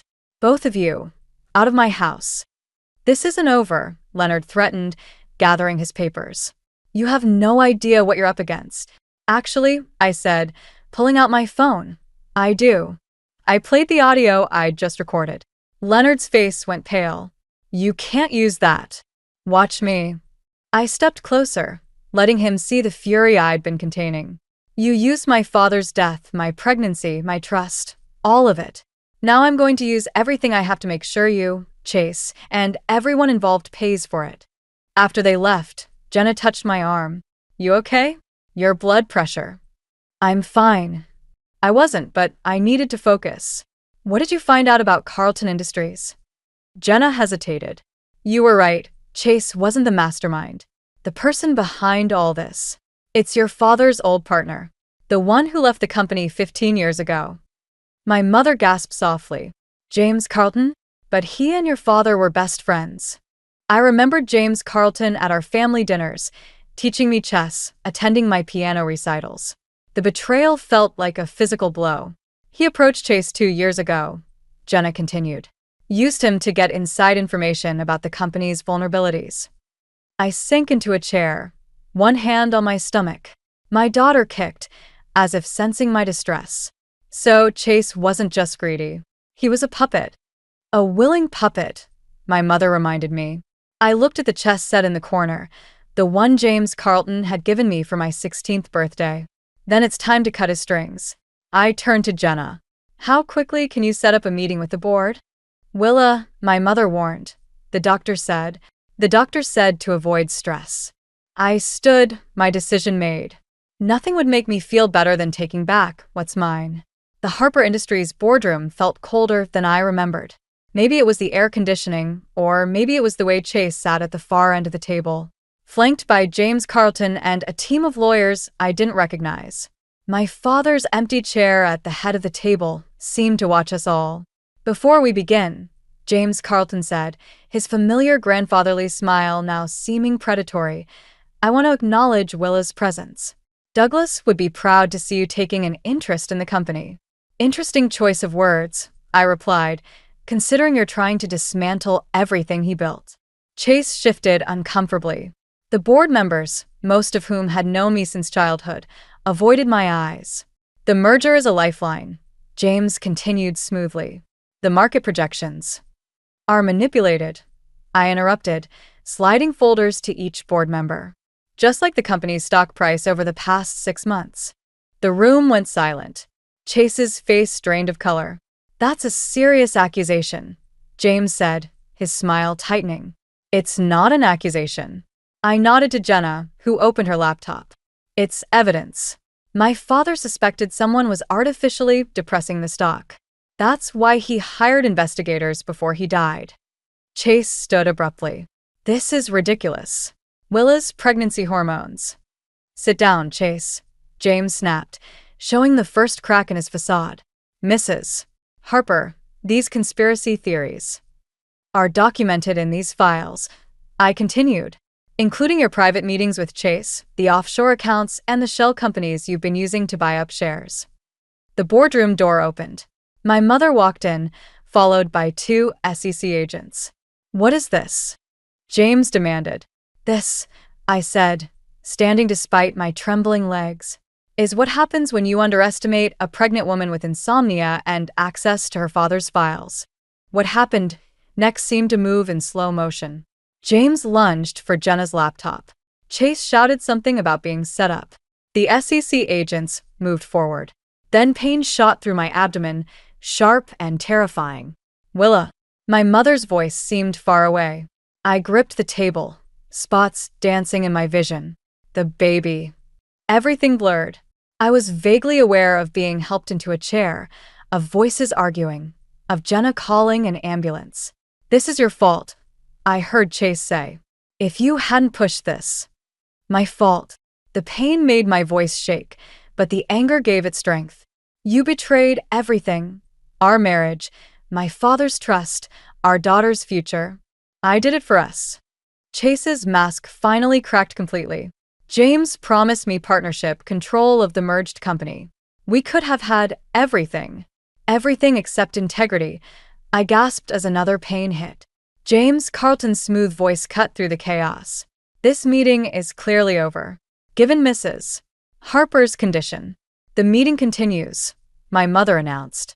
The SEC has what they need, and Willa has signed proxy powers to me in case of emergency. I wanted to smile at the shock on their faces, but the pain was getting worse. The paramedics arrived, asking questions I could barely focus enough to answer. The baby's going to be fine, Jenna whispered, squeezing my hand. But you have to let us handle this now.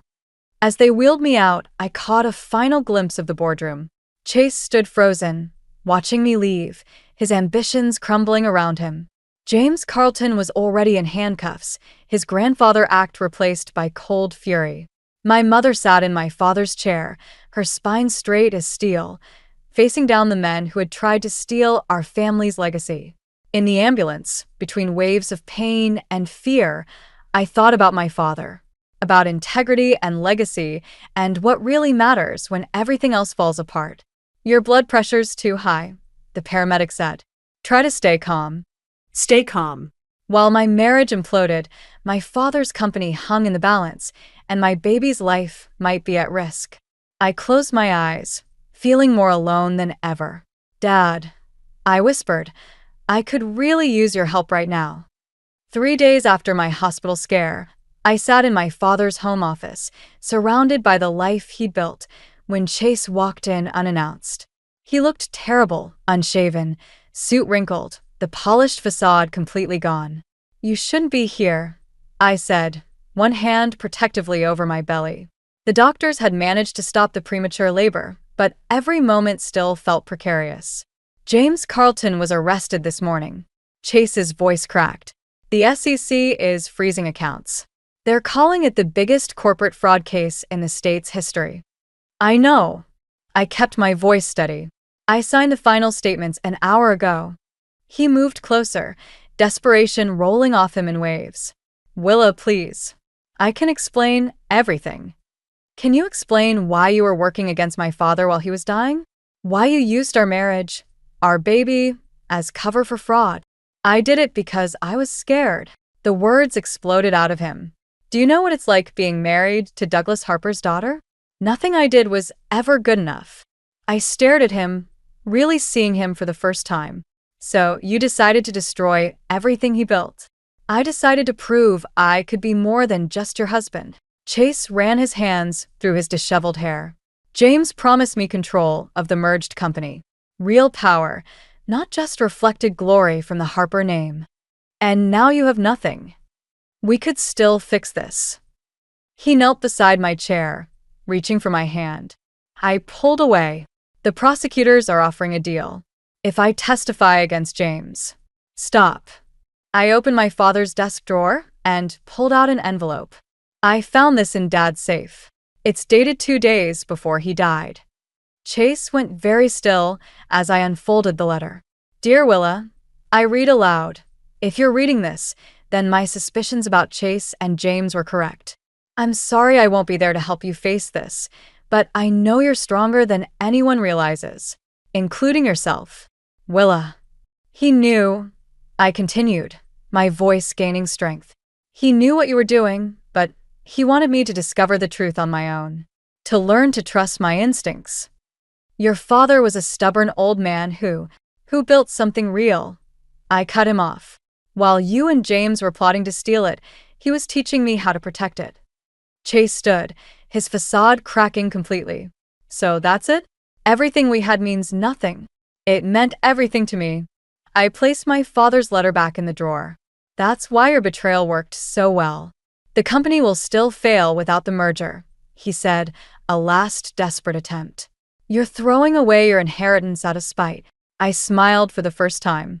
Actually, while you were busy with your schemes, I was talking to our European partners. They're investing in a complete modernization of our production lines.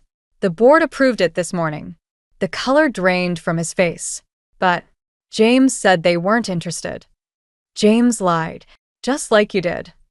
I stood carefully, one hand on the desk for support. The divorce papers are with my lawyer. So is my statement to the SEC. You're really going to do this? His voice turned cold. Destroy me? The father of your child. No, Chase. You destroyed yourself. I walked to the door, then turned back. My father left you a message too. It's in the envelope. I waited while he opened it with trembling hands and read the single line. I gave you a chance to choose integrity. You chose greed. Chase crumpled the paper, his carefully constructed world collapsing around him. Willa, wait. Goodbye, Chase. I stepped into the hallway where Jenna and my mother waited. The SEC agents are in the living room. They'll want to talk to you about those offshore accounts. As we left, I heard Chase calling my name, his voice echoing through the house where I'd grown up, where I'd fallen in love, where I'd finally learned to stand on my own. Are you okay? My mother asked softly. I touched my stomach, feeling my daughter kick, strong and determined, just like her grandfather. I will be. We both will be. 6 months later, I stood in my father's office, now my office, holding my newborn daughter while watching Harper Industries' stock price climb on the digital display. The European partnership had exceeded everyone's expectations, and the company was stronger than ever. A knock at the door interrupted my thoughts. The board meeting starts in 10 minutes, Jenna said, then smiled at the baby. How's little Douglas doing? She prefers Dougie. I corrected, adjusting my daughter's position. And she's helping me review quarterly reports. The newspaper on my desk caught my eye, a small headline about Chase's sentencing. 3 years, reduced from 5 for his testimony against James Carlton. His parents had fled to Florida, leaving behind a wake of unpaid debts and broken relationships. Have you read his letter? Jenna asked, noticing me looking at the paper. I nodded toward the unopened envelope on my desk. Chase's handwriting, once so familiar, now looked like a stranger's. Some things are better left unsaid. My mother appeared in the doorway, impeccably dressed for her role as interim CEO. Ready? The modernization proposal needs your final approval. As I gathered my things, a photo fell from my father's old diary, Dad and me at my first piano recital, both of us beaming. Behind it, in his handwriting, success isn't about winning, Willa. It's about knowing what's worth fighting for. He would be proud, my mother said softly, not just of saving the company, but of how you did it. Without revenge, I added, understanding finally hitting me. That's what he wanted me to learn. Anyone can destroy things. Building something better, that's the real victory. The boardroom looked different now. New faces mixed with old, the company evolving while keeping its core values. As I took my seat, Dougie sleeping peacefully in her carrier beside me, I thought about cycles of betrayal and redemption, of endings and beginnings. Before we start, I said, Addressing the board, I want to announce a new initiative. We're establishing the Douglas Harper Foundation for Ethics in Business. Full scholarships for students who demonstrate integrity and innovation. I saw approval in the older board members' eyes, understanding in the new ones. This was how you built a legacy, not by tearing others down, but by creating opportunities for something better. After the meeting, I found another note from my father, tucked inside his old desk calendar. The hardest part of success isn't achieving it, it's deciding what kind of person you want to be when you get there.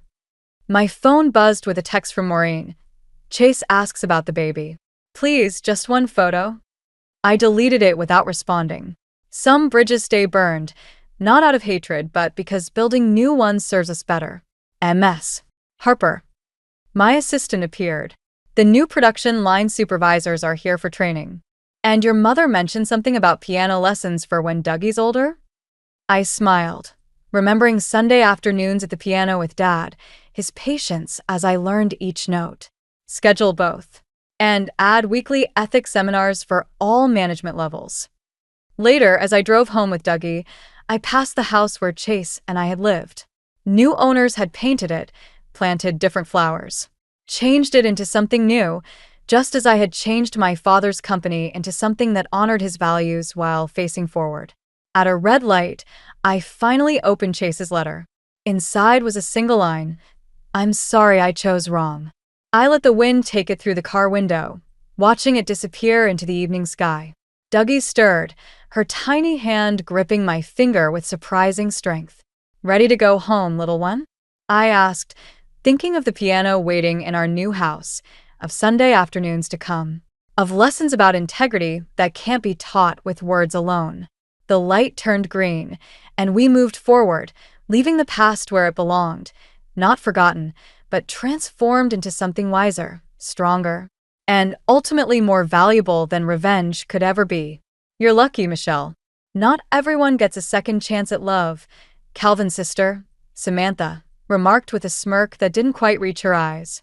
I forced a smile, my fingers tightening around the stem of my wine glass. The crystal clinked against my wedding ring, a sound that should have been celebratory, but felt more like a warning bell. My name is Michelle, and I'm living what should be a fairy tale. Instead, I'm trapped in a gilded cage, wondering how I missed the warning signs. You're right, Samantha, I replied, my voice steady despite the unease churning in my stomach. I am lucky. Calvin's hand found the small of my back, his touch possessive. Of course she is, he chimed in, his charming smile on full display for our dinner guests. And I'm the luckiest man alive. The room erupted in polite laughter and raised glasses. I joined in, but my eyes darted to Jasper, Calvin's son from his first marriage. The teenager's scowl spoke volumes. As the party continued around us, my mind drifted back to the whirlwind romance that led me here. Calvin had swept into my life like a hurricane, all charisma and grand promises. After my divorce, his attention felt like a balm to my wounded heart. Another drink, darling? Calvin's voice snapped me back to the present. I shook my head. I'm fine, thank you. His eyes narrowed slightly. Are you sure? You seem distracted. Just tired. I lied smoothly. It's been a long day of preparations. Calvin nodded, seemingly satisfied. As he turned away to chat with a business associate, I caught Samantha watching me with an odd expression. Everything all right, Michelle? She asked, her tone laced with false concern. I plastered on another smile. Of course. Why wouldn't it be? Samantha shrugged delicately. Oh, I don't know. You just seem off tonight. But I'm sure it's nothing. Before I could respond, Jasper appeared at my elbow. Dad wants you in the kitchen, he said flatly. Something about the hors d'oeuvres. I excused myself, grateful for the momentary escape. In the kitchen, I found Calvin frowning at a tray of canapés. Michelle, he said, his voice low and controlled. I thought we agreed on the smoked salmon, not these, whatever they are.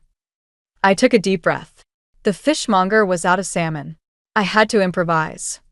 Calvin's jaw tightened. You should have called me. I would have handled it. I didn't want to bother you at work, I explained, feeling my defenses rise. Besides, I'm perfectly capable of making decisions about appetizers. His eyes flashed with something dangerous. Are you? Because from where I'm standing, it looks like you've made a mess of things.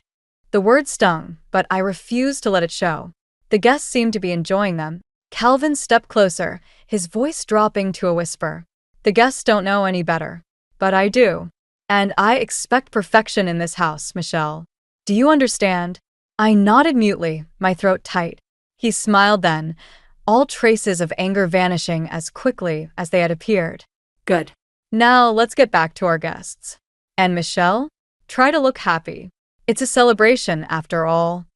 As Calvin strode out of the kitchen, I leaned against the counter, my hands shaking. This was supposed to be my second chance at happiness. How had it turned into this? The sound of footsteps made me straighten up quickly. Jasper entered, his eyes narrowed with suspicion. What did you do to piss him off this time? He asked bluntly. I sighed. Nothing, Jasper.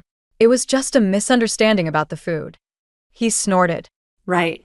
Because Dad always gets that worked up over appetizers. Jasper, please. I began, but he cut me off. Save it, he snapped. I don't need your excuses. Just try not to ruin everything, okay? He was happy before you came along. As Jasper stormed out, leaving me alone in the suddenly stifling kitchen, I felt the walls of my perfect life closing in. The woman who had fallen for Calvin's charm and promises seemed like a stranger now. I took a deep breath, smoothed my dress, and prepared to rejoin the party. But as I reached for the door, my phone buzzed with a text. It was from my mother, Evelyn. How are you holding up, sweetheart? Remember, you're stronger than you know. Call me if you need anything. For the first time that evening, I felt a genuine smile tug at my lips. Maybe I wasn't as alone as I thought. And maybe, just maybe, it wasn't too late to reclaim the woman I used to be. With renewed determination, I stepped back into the lion's den of our perfectly curated life, wondering how long I could keep up the charade, and what would happen when I finally decided to break free. The morning after the dinner party, I woke to an empty bed and the faint aroma of coffee drifting up from the kitchen. Calvin's side was cold, untouched. I sighed, steeling myself for another day of walking on eggshells. As I descended the stairs, I heard Calvin's voice, low and intense. I don't care what it takes. Make it happen. He ended the call abruptly as I entered the kitchen. Good morning, darling, he said, his tone shifting seamlessly to warmth. Sleep well. I nodded, pouring myself a cup of coffee. Is everything okay? That sounded like a tense call. Calvin waved dismissively. Just business. Nothing for you to worry about. The dismissal stung, but I swallowed my retort. I was thinking of visiting my mother today. She hasn't been feeling well. His eyes narrowed. Again? You were just there last week. Don't you think you're neglecting your responsibilities here? My responsibilities? I echoed, disbelief coloring my voice. Calvin, she's my mother. And I'm your husband, he countered, his voice hardening. This house doesn't run itself, Michelle. Before I could respond, Jasper slouched into the kitchen, his eyes glued to his phone. Dad, can I borrow the car tonight? Calvin's demeanor softened instantly. Of course, son. Just be careful. I couldn't help but notice the stark difference in how he addressed us both. Jasper, would you like some breakfast? I offered, trying to bridge the gap. He barely glanced up. No thanks. I don't eat your food. Calvin chuckled, as if his son's rudeness was endearing. He's at that age, Michelle. Don't take it personally. But I did take it personally. Every slight, every dismissal, chipped away at my resolve to make this family work. The day dragged on, a series of small indignities. Calvin suggested I reorganize his office, a task that took hours. Jasper left dirty dishes strewn throughout the house, ignoring my requests to clean up. By evening, I was exhausted and on edge. As I prepared dinner, Samantha arrived unannounced. Hope you don't mind me dropping by, she said, breezing past me into the kitchen. Calvin mentioned you were making your famous pot roast. I bit back a sigh. Of course not. There's plenty to go around.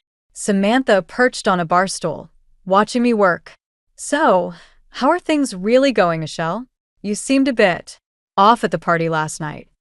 Everything's fine, I lied, focusing on chopping vegetables. She leaned in, her voice dropping to a conspiratorial whisper. If there are any issues, you can talk to me. I've known Calvin for years. I understand how he can be sometimes. I paused, knife hovering over the cutting board. Was this a genuine offer of support or another of Samantha's mind games? Before I could decide, Calvin entered, clapping his hands together.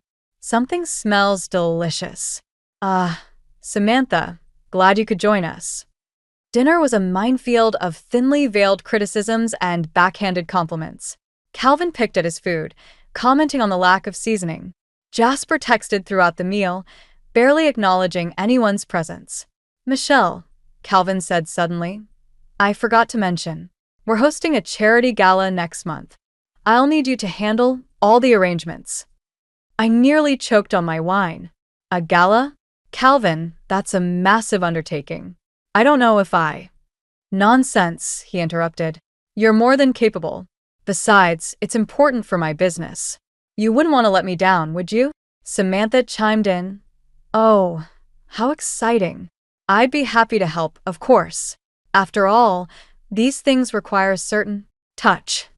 The implication was clear. I wasn't up to the task alone. As the evening wore on, tension simmered just below the surface. Every comment felt loaded, every glance heavy with unspoken judgment.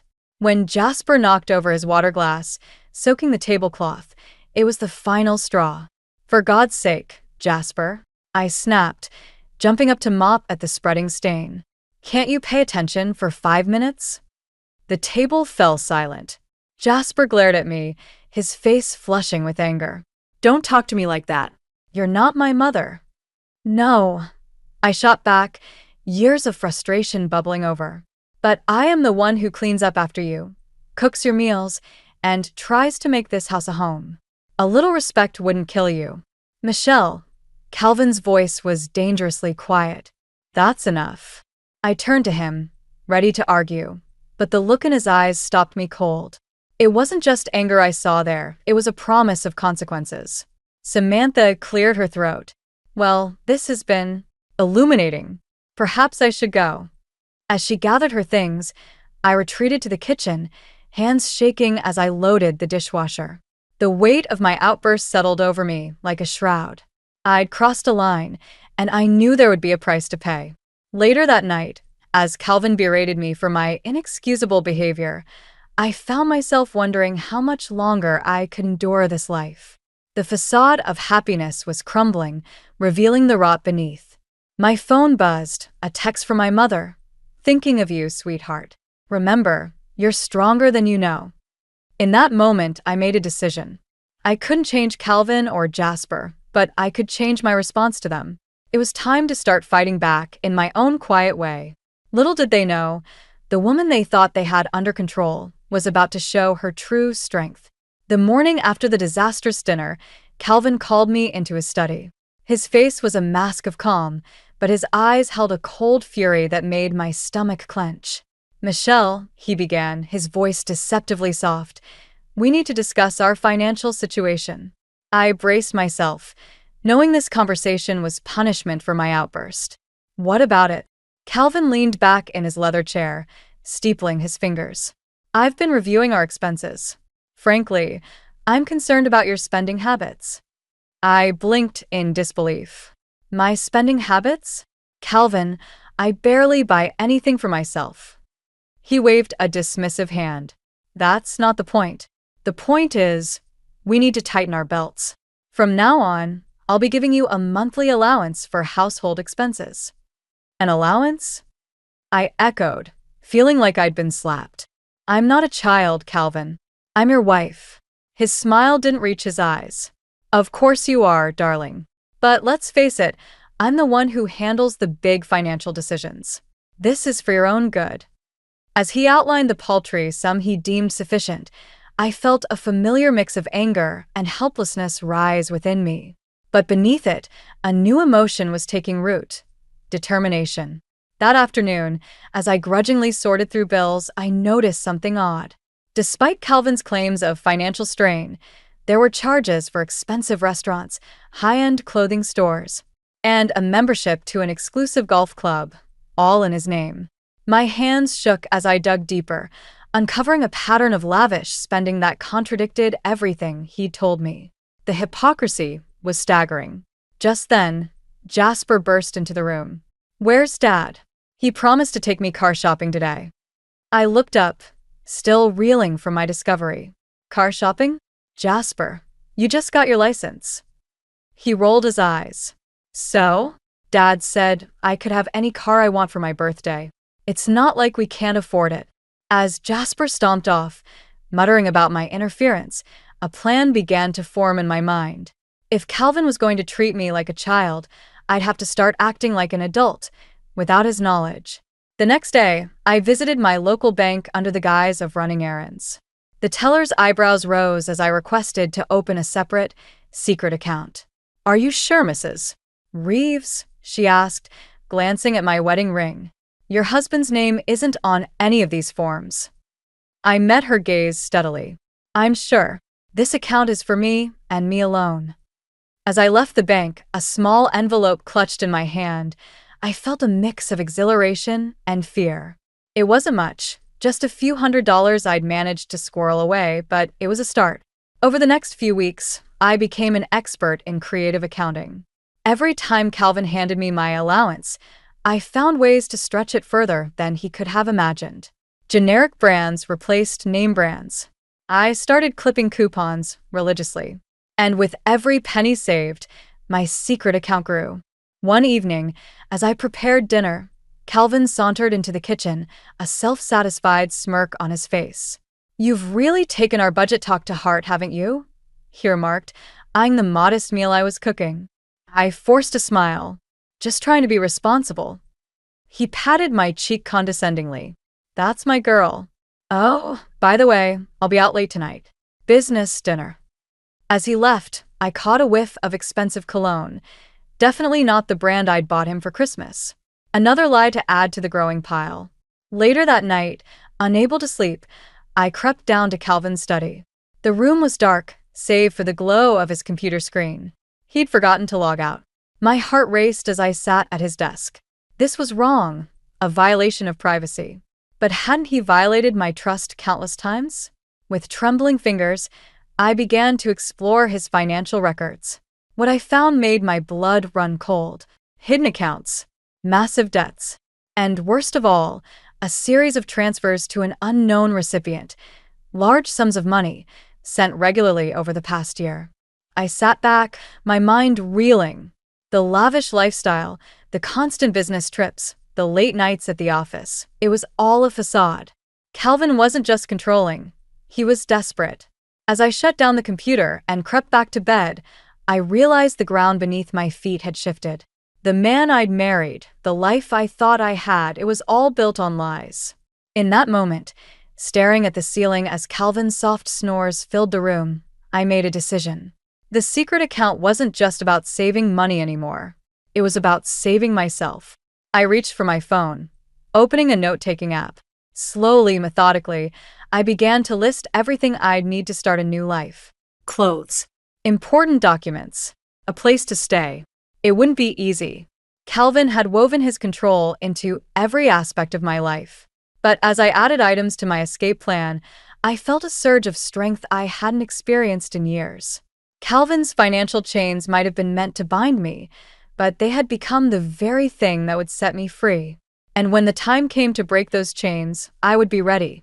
Little did I know, the catalyst for my escape was just around the corner, in the form of a phone call that would change everything. The shrill ring of my phone pierced the early morning silence. Groggily, I fumbled for it, my heart racing as I recognized the number of my mother's nursing home. "Mrs. Reeves? It's about your mother, Evelyn. She's had a fall. We've taken her to the hospital." I was out of bed and throwing on clothes before the call even ended. As I scribbled a hasty note for Calvin, my hand trembled. This was the moment I'd been dreading and secretly, shamefully, waiting for. The drive to the hospital was a blur of worry and guilt. I'd been so wrapped up in my own problems, I'd neglected the one person who'd always been there for me. Hours later, I sat by Evelyn's bedside, holding her frail hand. The doctors assured me she'd recover, but the fall had weakened her significantly. As her eyes fluttered open, a weak smile crossed her face. "Michelle," she whispered, "you're here." I squeezed her hand gently. "Of course I'm here, Mom. I'm so sorry I haven't visited more often." Evelyn's gaze sharpened, seeing right through me as she always had. "What's wrong, sweetheart? And don't tell me it's nothing. I know that look." The dam broke. Words poured out of me. Calvin's controlling behavior, Jasper's disrespect, the financial deceptions, my secret savings. Evelyn listened silently, her eyes filled with a mixture of sadness and determination. When I finally fell quiet, she spoke. "Michelle, do you remember what I told you when you were little and the neighborhood kids were bullying you?" I nodded, tears welling up. "You said I was stronger than I knew and that I should never let anyone make me feel small." "Exactly," Evelyn said, her voice gaining strength.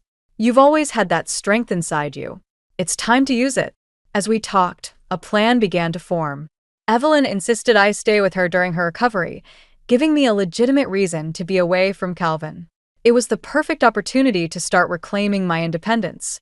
When I returned home to pack a bag, Calvin was waiting, his face a mask of concern. "Where have you been?" "I've been worried sick." I explained about Evelyn's fall, watching his expression shift from worry to annoyance. "How long will you be gone?" he demanded. "As long as it takes," I replied, surprised by the steadiness in my voice. "My mother needs me." Calvin's eyes narrowed. "And what about your responsibilities here? The charity gala is in a few weeks. You can't just abandon everything." I met his gaze, feeling a surge of newfound strength. "I'm not abandoning anything, Calvin. I'm prioritizing. My mother comes first." As I packed, I could feel Calvin's eyes boring into my back. For the first time in years, I didn't flinch under his scrutiny. The next few weeks were a whirlwind of hospital visits, physical therapy appointments, and quiet conversations with Evelyn. Away from Calvin's suffocating presence, I felt like I could breathe again.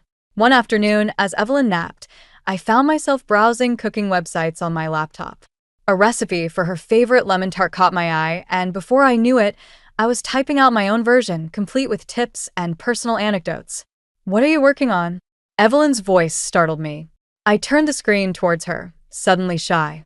"Just writing down some recipes." "It's silly, really."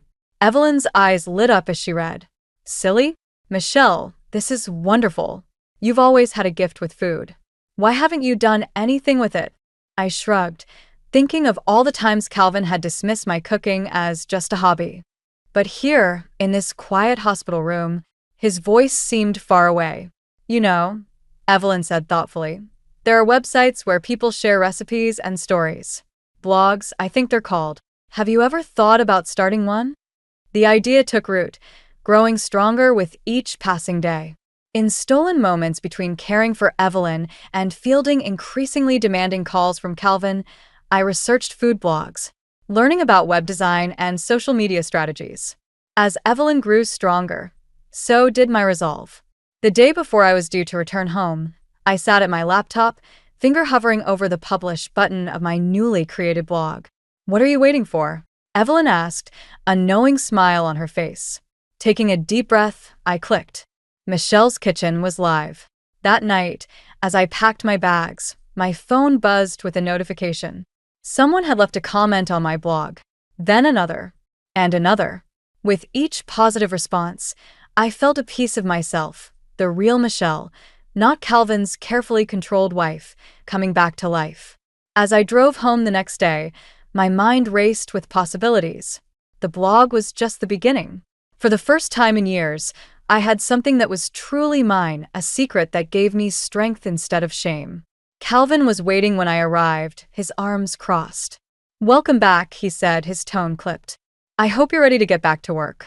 We have a lot to catch up on." I nodded, outwardly compliant, but inwardly resolute. Little did Calvin know, but his perfectly controlled world was about to change. And this time, I would be the one calling the shots. The soft glow of my laptop screen illuminated the kitchen as I feverishly typed out my latest blog post. It was well past midnight, but the words flowed effortlessly, fueled by a passion I'd long forgotten I possessed. Michelle's kitchen had become my secret refuge over the past few months. What started as a simple outlet had blossomed into a vibrant community of food lovers, each post garnering more comments and shares than the last. A notification pinged. Another follower milestone reached. I allowed myself a small smile before glancing nervously at the kitchen door. Calvin's snores drifted from upstairs, a reminder of the precarious balance I was maintaining. As I hit publish on my latest recipe, a decadent chocolate torte that had been my grandmother's specialty, I felt a familiar mix of exhilaration and fear. Each post was a tiny act of rebellion, a piece of myself reclaimed from Calvin's suffocating control. The next morning, as I prepared Calvin's breakfast, my mind was already racing with ideas for my next blog entry. I was so lost in thought that I barely registered Calvin's presence until he cleared his throat loudly. "You seem distracted lately," he remarked, his tone deceptively casual. "Is everything all right?" I plastered on a smile. "Of course. Just thinking about the charity gala preparations." Calvin nodded, seemingly satisfied. "Good. I need you focused on that. It's crucial for my business connections." As he left for work, I let out a breath I didn't realize I'd been holding. The lie tasted bitter, but the alternative, Calvin discovering my growing independence, was unthinkable. Later that afternoon, as I was editing photos for my next post, my phone buzzed with an unfamiliar number. Hesitantly, I answered. "Is this Michelle Reeves?" The voice on the other end was warm and professional. "I'm Sarah Thompson from Culinary Creations Publishing. We've been following your blog and we're very impressed." My heart raced as Sarah explained their interest in turning my blog into a cookbook. It was everything I dreamed of, yet never dared to hope for. "We'd love to set up a meeting to discuss the details," Sarah continued. "Are you available next week?" I agreed, my mind spinning with possibilities and complications. As I hung up, I caught sight of my reflection in the kitchen window. The woman staring back at me looked alive, vibrant, nothing like the subdued housewife Calvin expected me to be. That evening, as I prepared dinner, I wrestled with whether to tell Calvin about the publishing offer. Part of me longed to share my excitement, to prove that I was more than just his wife. But the larger part, the part that had learned to survive in this gilded cage, knew better. Jasper's voice cut through my thoughts as he entered the kitchen. "What's for dinner? It better not be that weird healthy stuff again." I bit back a retort, focusing on chopping vegetables. "It's chicken parmesan, your favorite." Jasper grunted noncommittally, then paused, eyeing me suspiciously. "You look different. What's going on?" For a moment, I considered confiding in him, but the memory of his constant dismissals and Calvin-like criticisms stopped me. "Nothing's going on, Jasper. Just a good day, that's all." As we sat down to dinner, Calvin dominated the conversation with talk of business deals and social engagements. I nodded at appropriate intervals, my mind elsewhere. "Oh, by the way," Calvin said casually, "Samantha will be staying with us next week. She's having some work done on her house." I froze, fork halfway to my mouth. Samantha's presence would make it nearly impossible to maintain my secret life. "Next week?" "But the charity gala preparations." "We'll be fine," Calvin interrupted. "Samantha's offered to help." "Isn't that generous of her?" The look in his eyes brooked no argument. I nodded, forcing a smile. "Of course. How thoughtful." That night, as Calvin slept, I slipped out of bed and down to the kitchen. The house was silent as I opened my laptop, the screen's glow a beacon of hope in the darkness. I had a decision to make. The publishing offer was a chance at real independence, a way out of the suffocating life Calvin had crafted for me. But pursuing it meant taking an enormous risk. As I scrolled through my blog, reading comments from followers who found joy and inspiration in my recipes, I felt a surge of determination. I'd spent years dimming my light to fit into Calvin's world. It was time to shine. With trembling fingers, I composed an email to Sarah, confirming our meeting. As I hit send, I felt a weight lift from my shoulders. For the first time in years, I was choosing my own path. The road ahead would be challenging.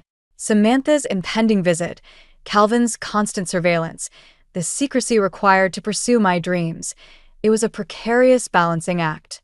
But as I closed my laptop and crept back to bed, I felt a flicker of hope ignite in my chest. Calvin stirred as I slipped under the covers. "Everything okay?" he mumbled sleepily. "Everything's fine," I whispered, the lie coming easily. "Go back to sleep." As Calvin's breathing evened out, I stared at the ceiling, my mind racing with possibilities. The seeds of change had been planted.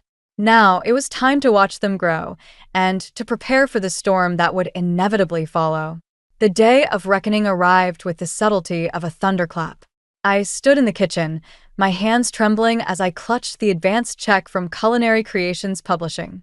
The paper felt impossibly heavy, weighted with both promise and peril. Calvin's voice boomed from the study, punctuated by Samantha's sycophantic laughter. They were discussing the upcoming charity gala, an event that had consumed our household for weeks. Little did they know it would pale in comparison to the storm I was about to unleash.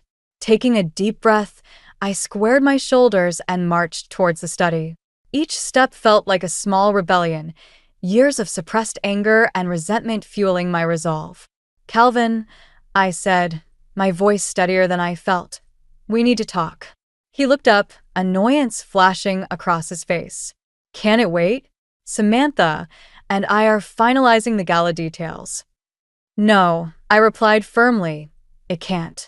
Samantha raised an eyebrow, a smirk playing at the corners of her mouth. "Oh my, this sounds serious. Should I leave you two alone?" "Stay," I said, meeting her gaze. "You should hear this too." Calvin's expression darkened. "Michelle, what's going on?" I took a deep breath, then placed the check on his desk. "I've been offered a book deal for my cooking blog." The silence that followed was deafening. Calvin stared at the check, his face a mask of confusion and growing anger.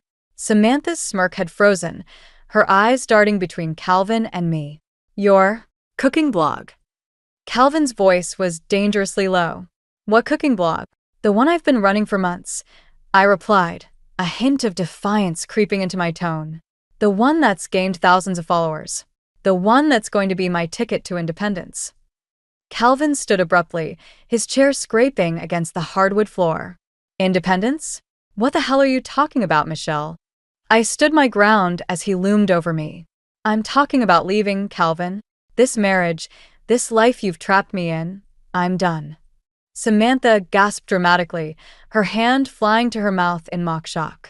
"Michelle, how could you? After everything Calvin's done for you?" I turned to her, years of pent-up frustration boiling over. "Done for me? You mean controlled me, belittled me, made me feel worthless." Calvin's face had turned an alarming shade of red. "You ungrateful," he sputtered, reaching for the check. I snatched it away before he could grab it. "No," I said firmly. "This is mine. I earned it, just like I've earned the right to live my own life." Just then, Jasper burst into the room, his face a mixture of confusion and anger. "What's going on?" I heard shouting. Calvin turned to his son, a cruel smile twisting his features. "Your stepmother here thinks she's some kind of celebrity chef. She's abandoning her family for a ridiculous pipe dream." Jasper's eyes widened, then narrowed as he turned to me. "Is that true? You're leaving?" I met his gaze, seeing not just anger there, but a flicker of something else. Fear, perhaps? "I'm not abandoning anyone, Jasper. I'm choosing myself for once." Calvin laughed bitterly. "Choosing yourself? And what about your responsibilities? The gala, this family, everything we've built." "Everything you've built, you mean?" I shot back. "On lies and manipulation. Did you think I wouldn't find out about the debts, Calvin? The money you've been funneling to God knows where?" The color drained from Calvin's face. Samantha's gasp this time was genuine. Jasper looked between us, confusion etched on his features. "You don't know what you're talking about," Calvin hissed, but the tremor in his voice betrayed him. I stood taller, feeling a surge of power I'd never experienced before. I know exactly what I'm talking about. And I'm done being your puppet, Calvin. I'm done pretending everything's perfect when it's all falling apart. Jasper stepped forward, his voice uncharacteristically small. Dad, what's she talking about? What debts? Calvin whirled on his son. Stay out of this, Jasper. This doesn't concern you. The hell it doesn't, I interjected. He deserves to know the truth. About the money, about how you've treated me, about all of it. Samantha, sensing the shift in power, began inching towards the door. Perhaps I should go. Oh no.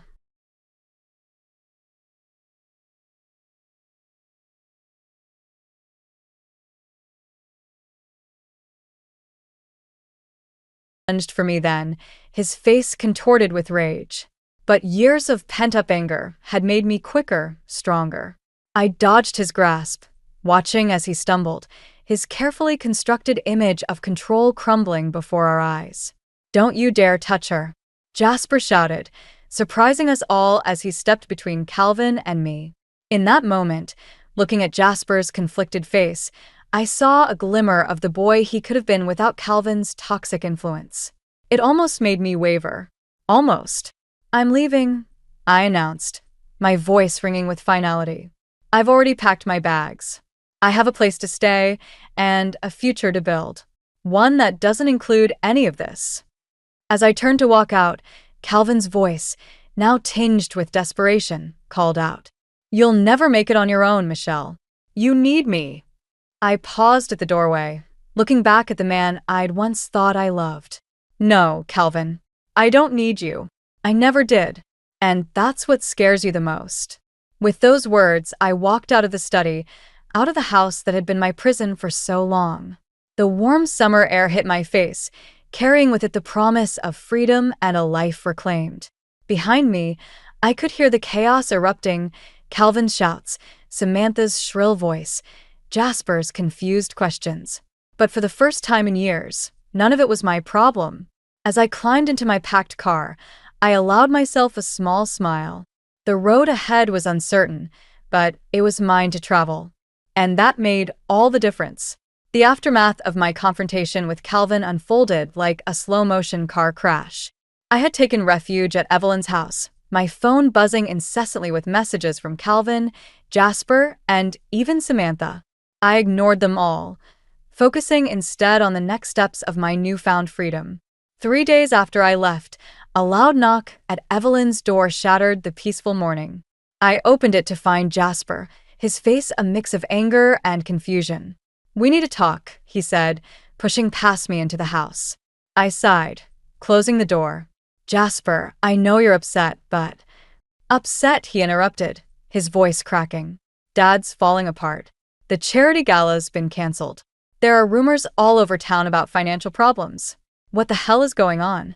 I gestured for him to sit, my heart heavy. Jasper, there's a lot you don't know about your father. About our marriage. Over the next hour, I laid out the truth, Calvin's controlling behavior, the financial deceptions, the emotional manipulation. Jasper listened, his face growing paler with each revelation.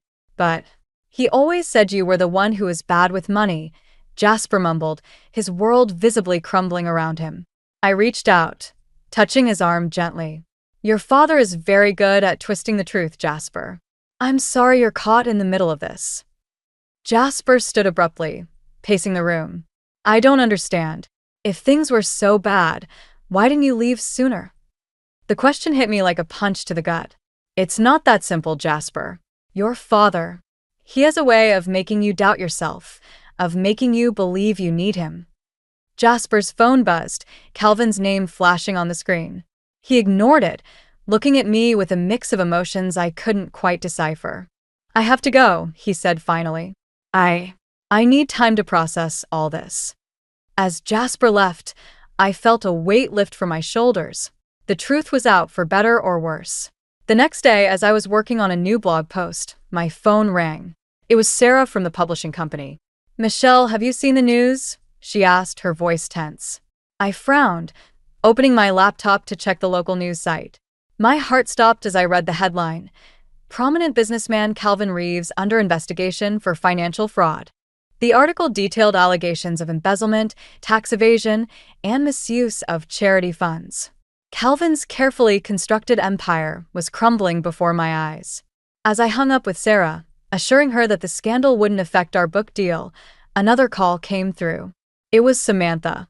"You need to come back," she said without preamble, her voice uncharacteristically shaky. He's not handling this well." I laughed bitterly. "And why should I care, Samantha? After everything he's done?" There was a pause, then Samantha's voice came back, quieter this time. "Because there's something you need to know. Something I should have told you years ago." Curiosity got the better of me, and I agreed to meet Samantha at a cafe in town. When I arrived, I barely recognized her. Gone was the polished, smirking woman I'd known. In her place sat someone who looked haunted, defeated. "Calvin's not who you think he is," Samantha began, her hands shaking as she clutched her coffee cup. "He's not who any of us thought he was." Over the next hour, Samantha unraveled a tale that left me reeling. Calvin's first wife hadn't left him, as he'd always claimed. She died under suspicious circumstances that Calvin had gone to great lengths to cover up. "I helped him," Samantha whispered, tears streaming down her face. "I helped him hide the truth. And then I watched him do the same thing to you, Michelle." I'm so sorry. As Samantha's confession poured out, I felt a strange mix of vindication and horror. The man I'd married, the man I'd feared and finally stood up to, was capable of far worse than I'd ever imagined. "Why are you telling me this now?" I asked, my voice barely above a whisper. Samantha met my gaze, her eyes filled with a mixture of shame and determination. "Because it's time for the truth to come out. All of it. And because I think Jasper might be in danger." My blood ran cold. "What do you mean?" "Calvin's losing everything," Samantha explained. "His money, his reputation, his control. Jasper's all he has left. And Calvin? He doesn't handle loss well." I stood up, my mind racing. "We need to go. Now." As we raced towards Calvin's house, my phone buzzed with a text from Jasper. "Dad's acting weird. Can you come over?" My heart pounded as we pulled up to the house I'd fled just days ago. Police cars were already there, lights flashing. I spotted Jasper sitting on the front steps, looking shell-shocked. I rushed to him, pulling him into a hug he didn't resist. "Are you okay? What happened?" Jasper looked up at me, his eyes haunted. "Dad, he tried to. I don't even know. The police are with him now." As if on cue, the front door opened. 2 officers emerged, leading a handcuffed Calvin between them. Our eyes met as they passed, and I saw something I'd never seen in Calvin's gaze before: defeat. Standing there, with Jasper leaning against me and Samantha hovering nearby, I realized that this was far from over. Calvin's reckoning had come, but the aftershocks would be felt for a long time to come. As the police car drove away, I took a deep breath, steeling myself for what lay ahead. The truth was finally out, and with it came a new set of challenges. But for the first time in years, I felt ready to face them head-on. The key clicked in the lock of my new apartment, and I stepped inside, breathing in the scent of fresh paint and possibility. Sunlight streamed through the windows, illuminating the small but cozy space that was now mine and mine alone. As I set down the last of my boxes, my phone buzzed with a text from Evelyn. "All settled in, sweetheart? Remember, I'm just a call away if you need anything." I smiled, typing back a quick thank you. My mother's unwavering support had been my lifeline through the tumultuous past few months. Unpacking could wait. I settled at my new writing desk, opening my laptop to find a flood of notifications from my blog. The outpouring of support from my followers had been overwhelming since the news of Calvin's arrest broke. Many shared their own stories of survival and escape from toxic relationships, forming a community of strength and resilience. As I scrolled through the comments, an email notification popped up. It was from Sarah at the publishing house. "Michelle, great news. Your cookbook proposal has been approved. We'd like to schedule a meeting to discuss the contract and timeline." Your story has resonated with so many people, and we believe this book will be a powerful testament to your journey. Looking forward to working with you. Sarah. Tears of joy welled up in my eyes. This was it, the culmination of all my hard work, my secret dreams, my quiet rebellion against Calvin's oppression. I was no longer just his wife, no longer defined by his control. I was an author, a creator, a survivor. A knock at the door startled me from my reverie. I opened it to find Jasper standing there, looking uncertain and a bit sheepish. "Hey," he said softly. "I hope it's okay that I'm here. Grandma Evelyn gave me your address." I nodded, stepping aside to let him in. "Of course, Jasper. You're always welcome." He looked around the apartment, his eyes lingering on the boxes and the half-set-up kitchen. "It's nice," he said finally. "Cozy." We sat on the small couch, an awkward silence stretching between us. Finally, Jasper spoke. "I'm sorry," he blurted out. "For everything. The way I treated you, the things I said. I was just trying to be like Dad. I thought that's what I was supposed to do." I reached out, squeezing his hand. "Oh, Jasper, you have nothing to apologize for. Your father, he manipulated both of us. But we're free now. We can start over." Jasper nodded, his eyes shining with unshed tears. "I've been thinking a lot about what you said, about following your passion. I think I want to go to culinary school. If that's okay." I laughed, pulling him into a hug. "Of course it's okay. It's more than okay. It's wonderful." As Jasper left, promising to come by for cooking lessons soon, I felt a weight lift from my shoulders. The last piece of the puzzle was falling into place. The next few weeks flew by in a whirlwind of activity.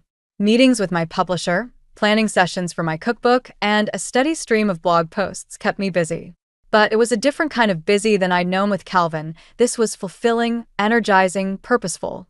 One sunny afternoon, as I was testing recipes in my tiny kitchen, my phone rang. It was Samantha. "Michelle," she said, her voice subdued. "I thought you should know. Calvin's trial date has been set." I took a deep breath, surprised by the lack of anxiety I felt the news. "Thank you for letting me know, Samantha. How are you holding up?" There was a pause. "I'm managing. I've started therapy, trying to understand why I enabled his behavior for so long. I know it doesn't make up for what I did, but I hope someday you can forgive me." "Samantha," I said gently, "the fact that you're trying to change, that you're facing the truth, that's what matters. We've all got healing to do." As I hung up, I realized how far I'd come.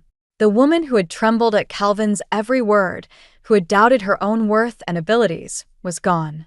In her place stood someone stronger, wiser, and finally, truly free. That evening, I sat on my small balcony, watching the sunset paint the sky in brilliant hues of orange and pink. My laptop was open, the first chapter of my cookbook glowing on the screen. To all the women who have ever felt trapped, powerless, or alone, this book is for you. It's a reminder that it's never too late to reclaim your life, to follow your passions, to become the person you were always meant to be. Every recipe in these pages is a step towards freedom, towards self-love, towards a future bright with possibility. My journey from a controlled wife to an independent woman wasn't easy, but it was worth every struggle. And if I can do it, so can you.